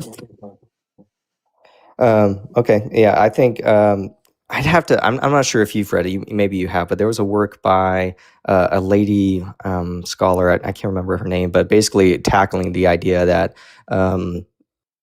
that John was using a Platonic or a Hellenistic background in his uses of logos, and says that it's probably coming from maybe Devar or mitzvah or something like that. I can't. I'm sorry, I can't remember off the top of my head. Memra, but yeah, that's the same exact like thing that Philo. Well, not Memra. The term for command. Mitzvah. Yeah. Why the word mitzvah? That is. That's or mitzvah, not mitzvah or devar. It's because logos has a wide semantic domain. Devar, the cognate would be mimra in Aramaic. So devar is Hebrew for word. Mimra, which is how if you read, for example, the Aramaic Targums, the angel that is the representative of God on earth is referred to as the mimra, the word. Mm-hmm. Yeah, I'm saying that the author of the book I'm thinking of was suggesting that John had a Hebrew background in mind, and hence would have drawn from semantic domains regarding Hebrew words, not Aramaic. That's why I said mitzvah. It doesn't read like someone who's super duper Jewish. I mean, they look, if anything, they read like an Hellenistic individual who isn't very familiar with Judaism. I mean, they often refer to Jewish festivals as the Feast of the Jews. Jesus refers to the law of in the text of John refers to the law of Moses not as simply the law, but quote to the Jewish people, your law, which is strange. And he always describes it as your law in John? Or is there places where he just says the law? In John chapter 10, Jesus talking to the Pharisees quotes them from not the law, but from the Psalms, and says, is it not written in your law? Which is weird because first and foremost, it's not the law, but even if it was part of the Torah, why would a Jewish person be talking to another Jewish person and say, is it not written in your law? Perhaps Jesus was tackling the misapprehension that the Pharisees had regarding that belief system and of that time that they were invoking upon Jesus. What? In other words, he was saying, this is your belief. This isn't the belief of your fathers. We don't have any evidence that the Pharisees believed that the Psalms were the law. No. Well, I'm saying that was just simply. Are you talking about that where Jesus is saying, does it not say in your law that you are gods? Yeah, he's quoting the Psalms, says it's the law, and then calls it not just simply the law, but your law, as if he's not part of the same group of people. So if him saying that your law is evidence that he was not, that John is not writing as with a Jewish background, would not every time Jesus says the law be evidence that John is writing from a Hebrew background? No, because I mean he's obviously making things up that the historical Jesus would never have said, unless Jesus was not Jewish and was also like illiterate on the Hebrew Bible. Yeah, and I would say that's more of just when he has said, claim. is it not written in our law because he's a Jew? Why would he say? Why is it written? Is it not written in your law? Well, because I think the linguistic effect there is he's trying to isolate the belief of the Pharisees as not being historically has not been historically held by the patriarchs. What evidence do we have that the Pharisees believed that the Psalms were the law of Moses? Well, again, when he says your law, that doesn't necessarily mean he's referring to the law of Moses, does it? Well, the Psalms aren't laws. There isn't a single law. Exactly. That's my point. There isn't a single law in Psalm 82, and yet the author has Jesus referring to Psalm 82 as your law. Let me see. Let me pull up the actual specific verse. Do you have it? Yeah. Here, let me pull it up. John, by the way, everyone, this is going to be our last guest for the night because we're hitting up in the end of the show, and my family are home now. So let's see. Psalm. Yeah. Here we go. I'm going to pull it up on the screen for everyone to read. Make sure that this is legible for everyone. 1 second. 34. Yeah. Jesus answered, "Is it not written in your law, I said you are gods?" Yeah. What's with this statement? Why would the historical Jesus ever make such a statement?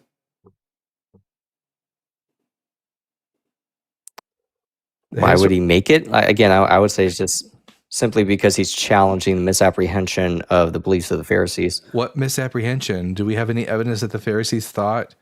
Why would they refer to the? Why would he? What's with this whole thing about your law? How does that play into misapprehensions of the Pharisees? Well, the normative semantic domain of nama or namo in the dative case as is here is law. However, it could also just mean principle or a strictly held belief. So most translations literally translate it as law because that's a Psalm 82 normative. is not a principle. It's a psalm. Right. I'm not saying it. I'm not saying the psalmist is intending to invoke a principle. I'm saying not blase in the comment section. It's not Deuteronomy 32 verse 8. Literally every single scholar acknowledges that this is a quote from Psalm chapter 82. Yeah. Specifically verse 6 in Psalm 82. Yeah. Doesn't make any sense for Jesus to be referring to this section of the Hebrew Bible as nomos. We never see that anywhere else in the entirety of the New Testament where the Psalms are referred to as nomos, and for him to refer to as your nomos is also peculiar. We would just refer to it as the nomos or our nomos. Actually, there are times, and I would say probably this is maybe one of them, where nomos is referring to the entirety of the Tanakh, not simply just the Pentateuch. Where? Well, I would suggest this is one of those places where law is referring to the entirety of the Tanakh. Where in Jewish literature do we ever see the phrase Torah ever being used to refer to the entirety of the Hebrew scriptures? Torah? Yeah, which Torah is not used here. Torah is the Hebrew equivalent for nomos here. Right. Jesus. Well, the New Testament wasn't written in Hebrew, so the question would be is where is nomos in the New Testament used to describe all of the Old Testament? Where does nomos refer to the entirety of the Old Testament and the New Testament? And you can't just presuppose that this is an example for it. We would need something to back up the evidence. So we need more evidence to suggest that nomos could be used to refer to the entirety of the Old Testament than just one verse. Because if it's one verse, then I'm just going to assume the author John doesn't know what the fuck he's talking about. Yeah, I would have to give you those examples. I don't have them readily available, but this is a practice within New Testament literature to use law to refer not only to the books of Moses. I would challenge that until such evidence is brought forward to me. Well, you would have to disprove it as well. You cannot unilaterally say that law is only referring to the 5 books of Moses. Throughout the entirety of the New Testament, as far as I'm aware, nomos is referring to the law of Moses.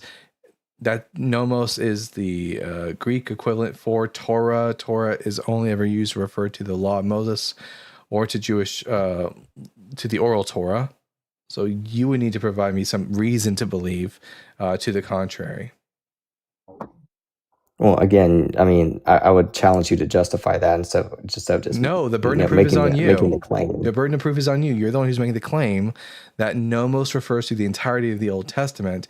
I'm going to need some data to back that up. Now, I'm saying it can in certain contexts. I'm not saying it Well, always I'm going to does. need data to support that. And one Bible verse is Right. not sufficient.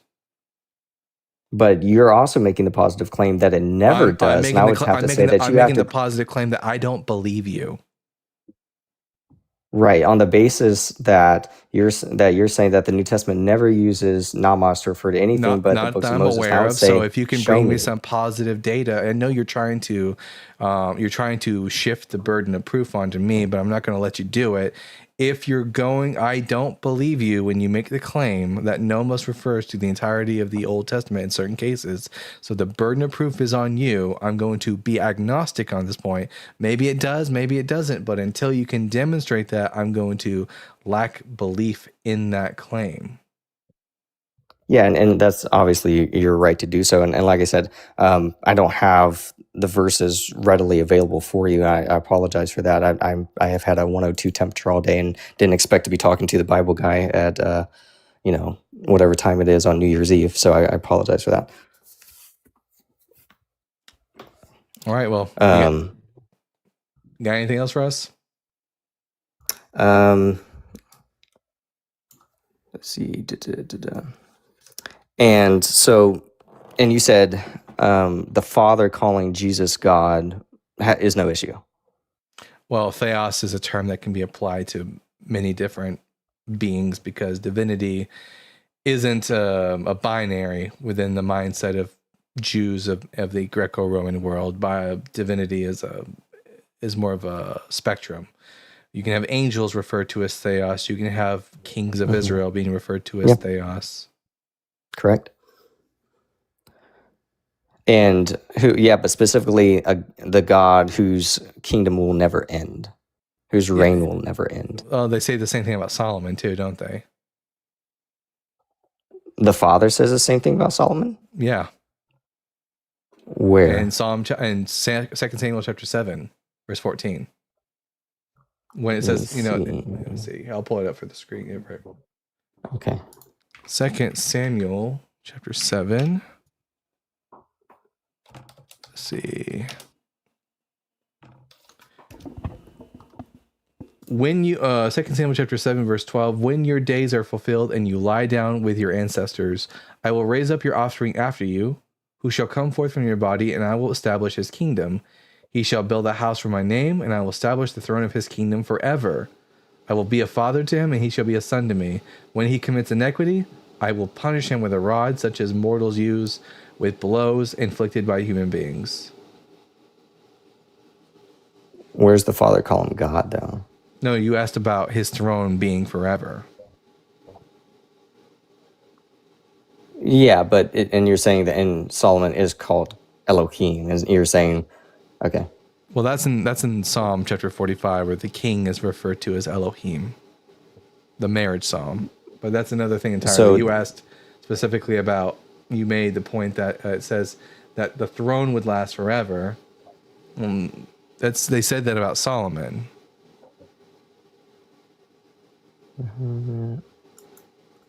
Right, but my specific point is that the language or the specific phraseology of Hebrews 1 is not necessarily the same context as 2 Samuel chapter 7.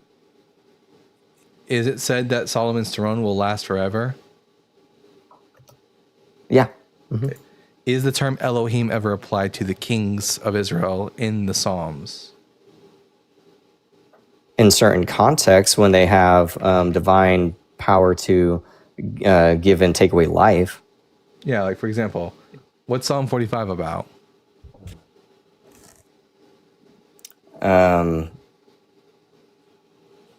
Psalm chapter, the 45th Psalm.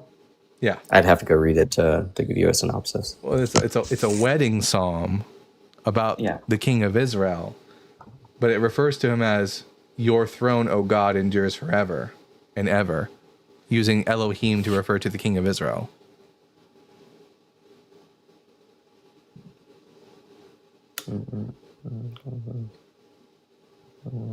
I'm just reading on your screen.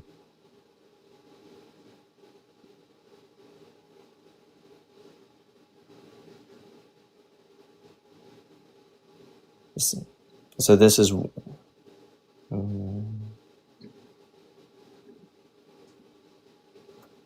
that's Psalm 45. Psalm 45, verse 6. The king of Israel is referred to as saying, "Your throne, O God, endures forever and ever. Your royal scepter is a scepter of equity. You love righteousness and hate wickedness. Therefore God, your God, has anointed you with the oil of gladness beyond your companions. Your robes are all fragrant with myrrh and aloe of cassia. From ivory palaces, stringed instruments make you glad. Daughters of kings are among your ladies of honor. At your right hand stands the queen in gold of Ophir. Hear, O daughter, consider and incline your ear. Forget your people and your father's house. The king will desire your beauty. Since he is your lord, bow to him. Daughter Tyre will seek your favor with the gifts, the richest of the people with all the king's wealth. The princess is decked in her chamber with gold woven robes." This is a wedding psalm for the king of Israel. Yeah. It looks like there's some textual issues with this. At least from what I'm reading, some of the people from the BHS or BHQ are opting for a conjectural emendation at that point to have the text saying your throne is like God's throne. Like, where's the kaf at? No, they're making. Do you know what a conjectural emendation is? No.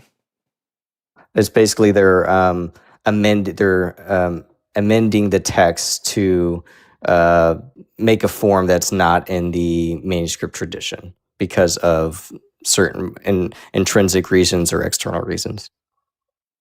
Could you provide those reasons? I don't have the reasons why they're doing that. That's just what I'm reading now. Is some prefer to amend the text. Well, all I've got here is the text, which refers to the king of Israel, and the author of Hebrews misquotes it and says it's about Jesus, but it's about the king of Israel. Kiseach Elohim olam ve'ad shevet me'yish shevet malchutecha. The second person for now. Yeah. Olam forever. This is just a type of divine appellation which would be given to the kings of Israel because they were seen as being quasi-divine. Let's see. Yeah, from what I'm reading, in addition to the emendation, the scholars which just don't give any credence to the emendations suggest that the text is fine, but they prefer to read it and take the statement as another instance of royal hyperbole. But I guess you would have to say, well, then that must be what's happening in Hebrews chapter 1 as well. Yeah. When Jesus' attribute is given, it's a what we call an appellative. This is just like the king of Israel is because the king of Israel, and Jesus is supposedly the king of Israel in the New Testament, because he's the king of Israel, and also because he's a divine being of sorts. Referring to him as they using the term theos, which Philo of Alexandria uses the word deuteros theos to refer to the logos. This is all within the parameters of what you would expect in first century Jewish literature. Hellenistic honestly, Jewish literature. W the honesty for the consistency. I'd like to call it out when I see it. We appreciate that here. Yeah, well, that's kind of the parallel here between this and Hebrews. So it's not very common, is all I'm saying. Well, you have to try to have some sort of intellectual honesty about the text. So then, would you say then that perhaps Paul is wrong when he says that Jesus created everything? If Jesus himself is created being, the Logos also is responsible for the creation of everything.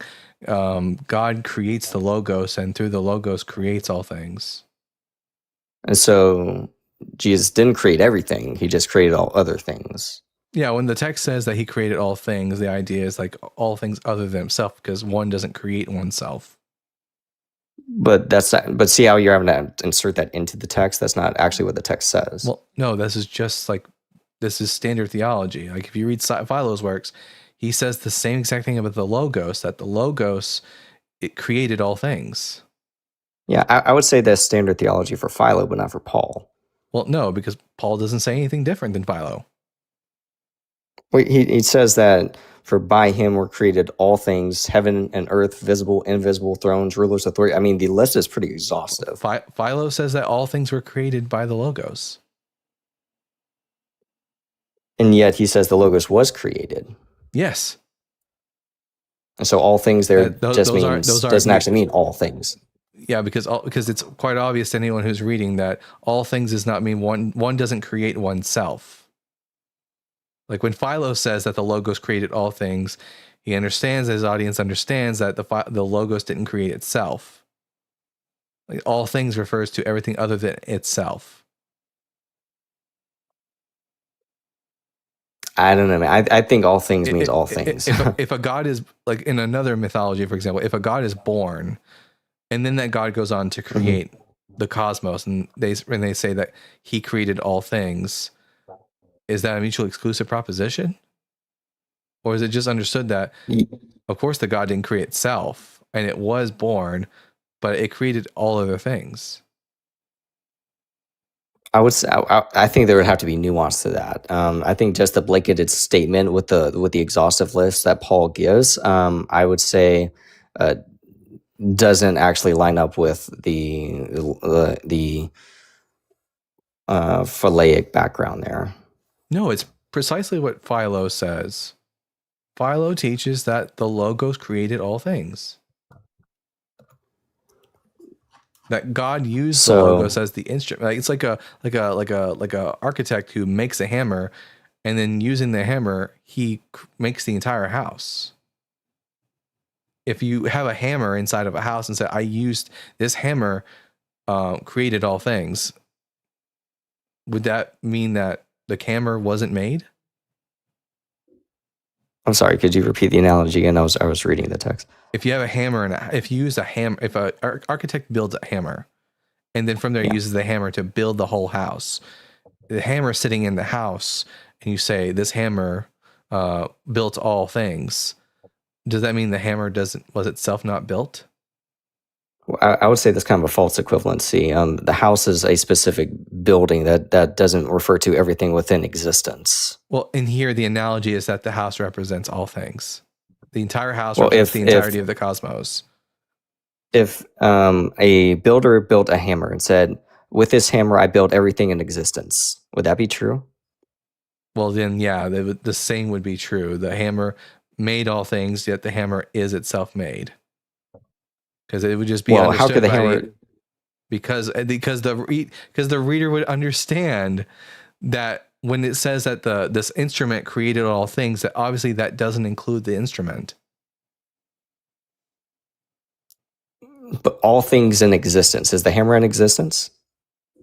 Yeah, but the hammer didn't create itself. Therefore, it would be understood by the reader. Right. That's why it's not. This wasn't hard for the audience of Philo to understand. It wouldn't have been hard for the early Christians to understand. I don't understand why you're having such a trouble with it.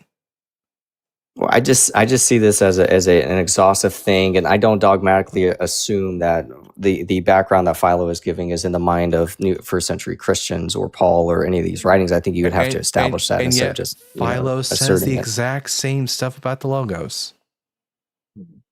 Just because somebody says something about it doesn't mean that the concepts that are being employed in the text are the same. Does Philo teach that the Logos created all things? To be honest, I haven't read much of Philo, so you'd have to tell me. No, yeah, the answer is yeah. The Logos is the blueprint by which God created all things. That's Philo's theology. Which text does he say that in? So I can for future study. It's probably going to be on the creation, or on Genesis. Genesis questions and answers, to be more specific. Probably, I can get you the exact source, but I'm going to have to go and look for it. That's fine. But okay. It's Philo questions and answers and Questions and Genesis. answers. Yeah. But okay, well, I appreciate your time. I'm unfortunately I'm not that convinced. But maybe I just have to read more of Philo. So, but I appreciate your time. Yeah, you too. I'm looking for sources right now. I'll put that on the back burner and send it to him later. But anyways, guys, that's going to be our last guest for the day. Happy New Year's, everyone. And thank you for all the super chats and all the likes and all the shares. We are super duper appreciative of all these things.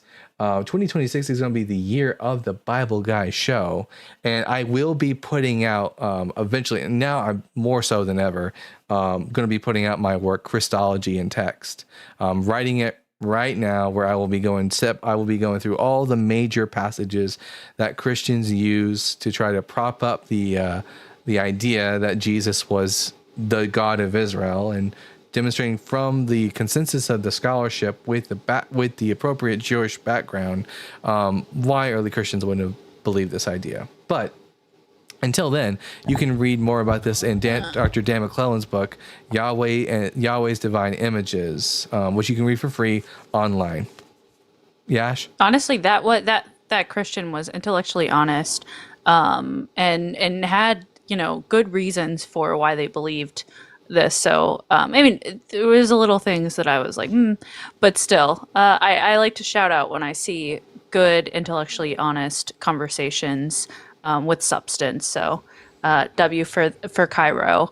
And where are we sending people to? We are going to be sending people to go watch The Line, where Godless Engineer is going to be on now. I don't know what time The Line starts, but let me take a look and see. Let's give Punk some time to get the link in the chat. Let's take a look. The Line. Lives. If Punk is still here. Punk, are you still here? Yeah, you are. Okay. Where is the upcoming? Is it the Goodbye 2025 new NYE special event? Yeah, it's this one. Do I know? Yeah, I found it. Yeah. I'm going to send a link to YouTube Punk. Copy link.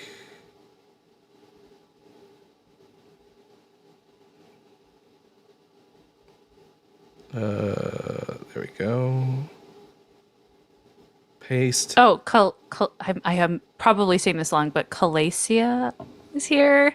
I know they're. I think they're a mod on the line, if I'm not incorrect. Maybe not. Oh, Calasia, are you a mod on the line? I didn't know that.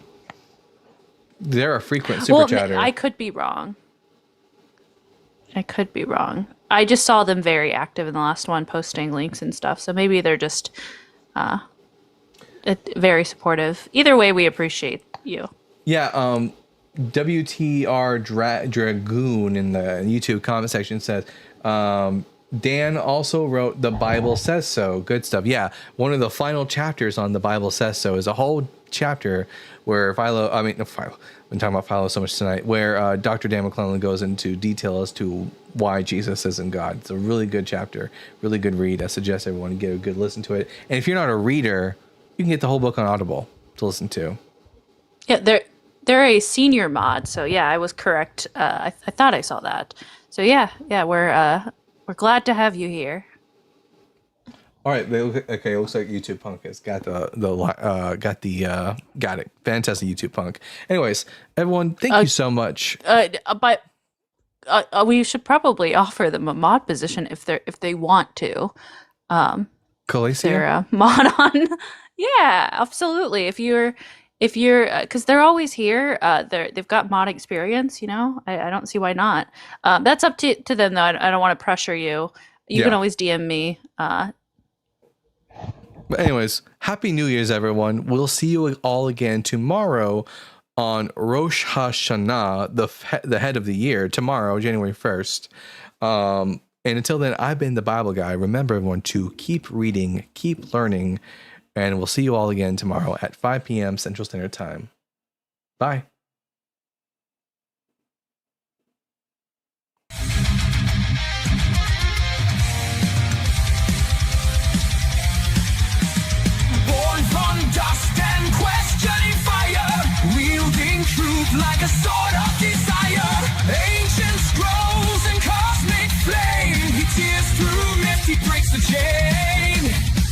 Echoes of prophets, the stars align.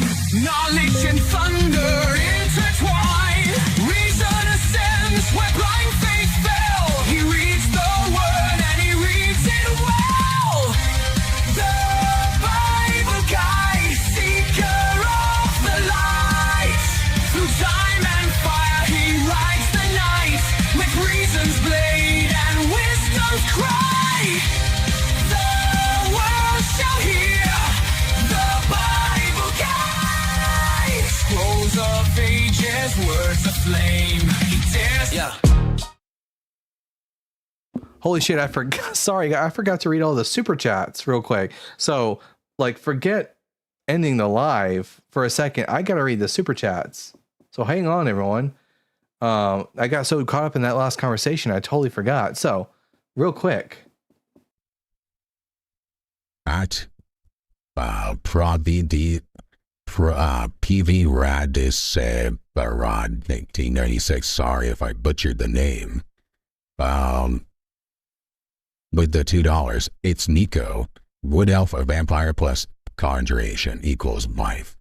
Oh, Hey, Nico. Hey, I enjoyed your call in today, but what if vampire plus conjuration equals life? I do like going down the vampire line on Skyrim. However, this playthrough, I think I'm going to try to do Dawnguard. I'm going to try and be a heroic character and not give in to the dark side of the Volkir vampires. So we'll see if we can if I'll stay true to that secret post credit scene. That's so funny, everyone. And then we got here 1 second. At Drew Smith TVA with the $20.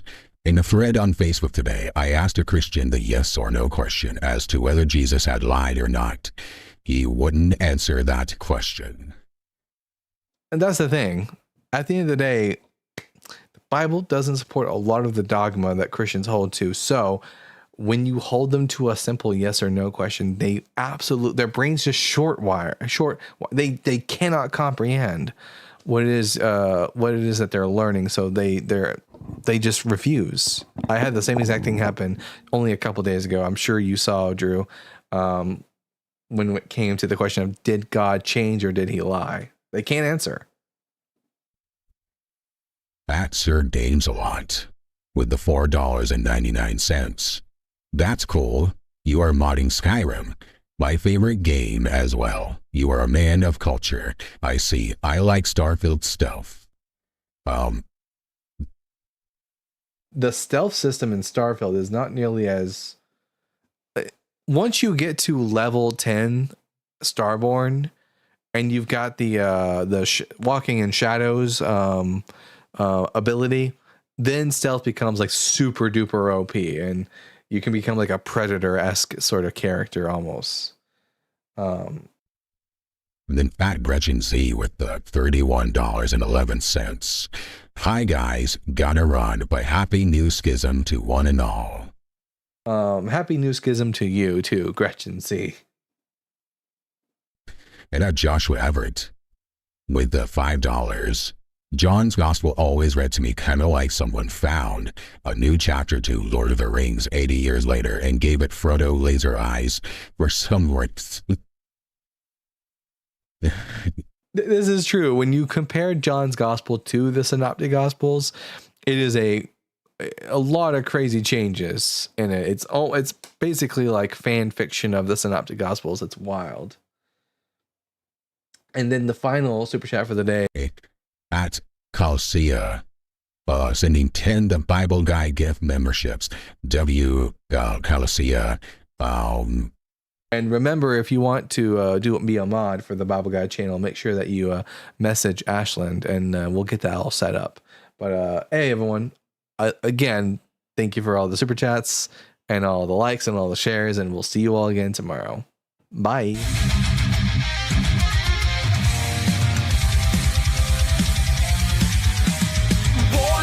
Dust and questioning fire, wielding truth like a sword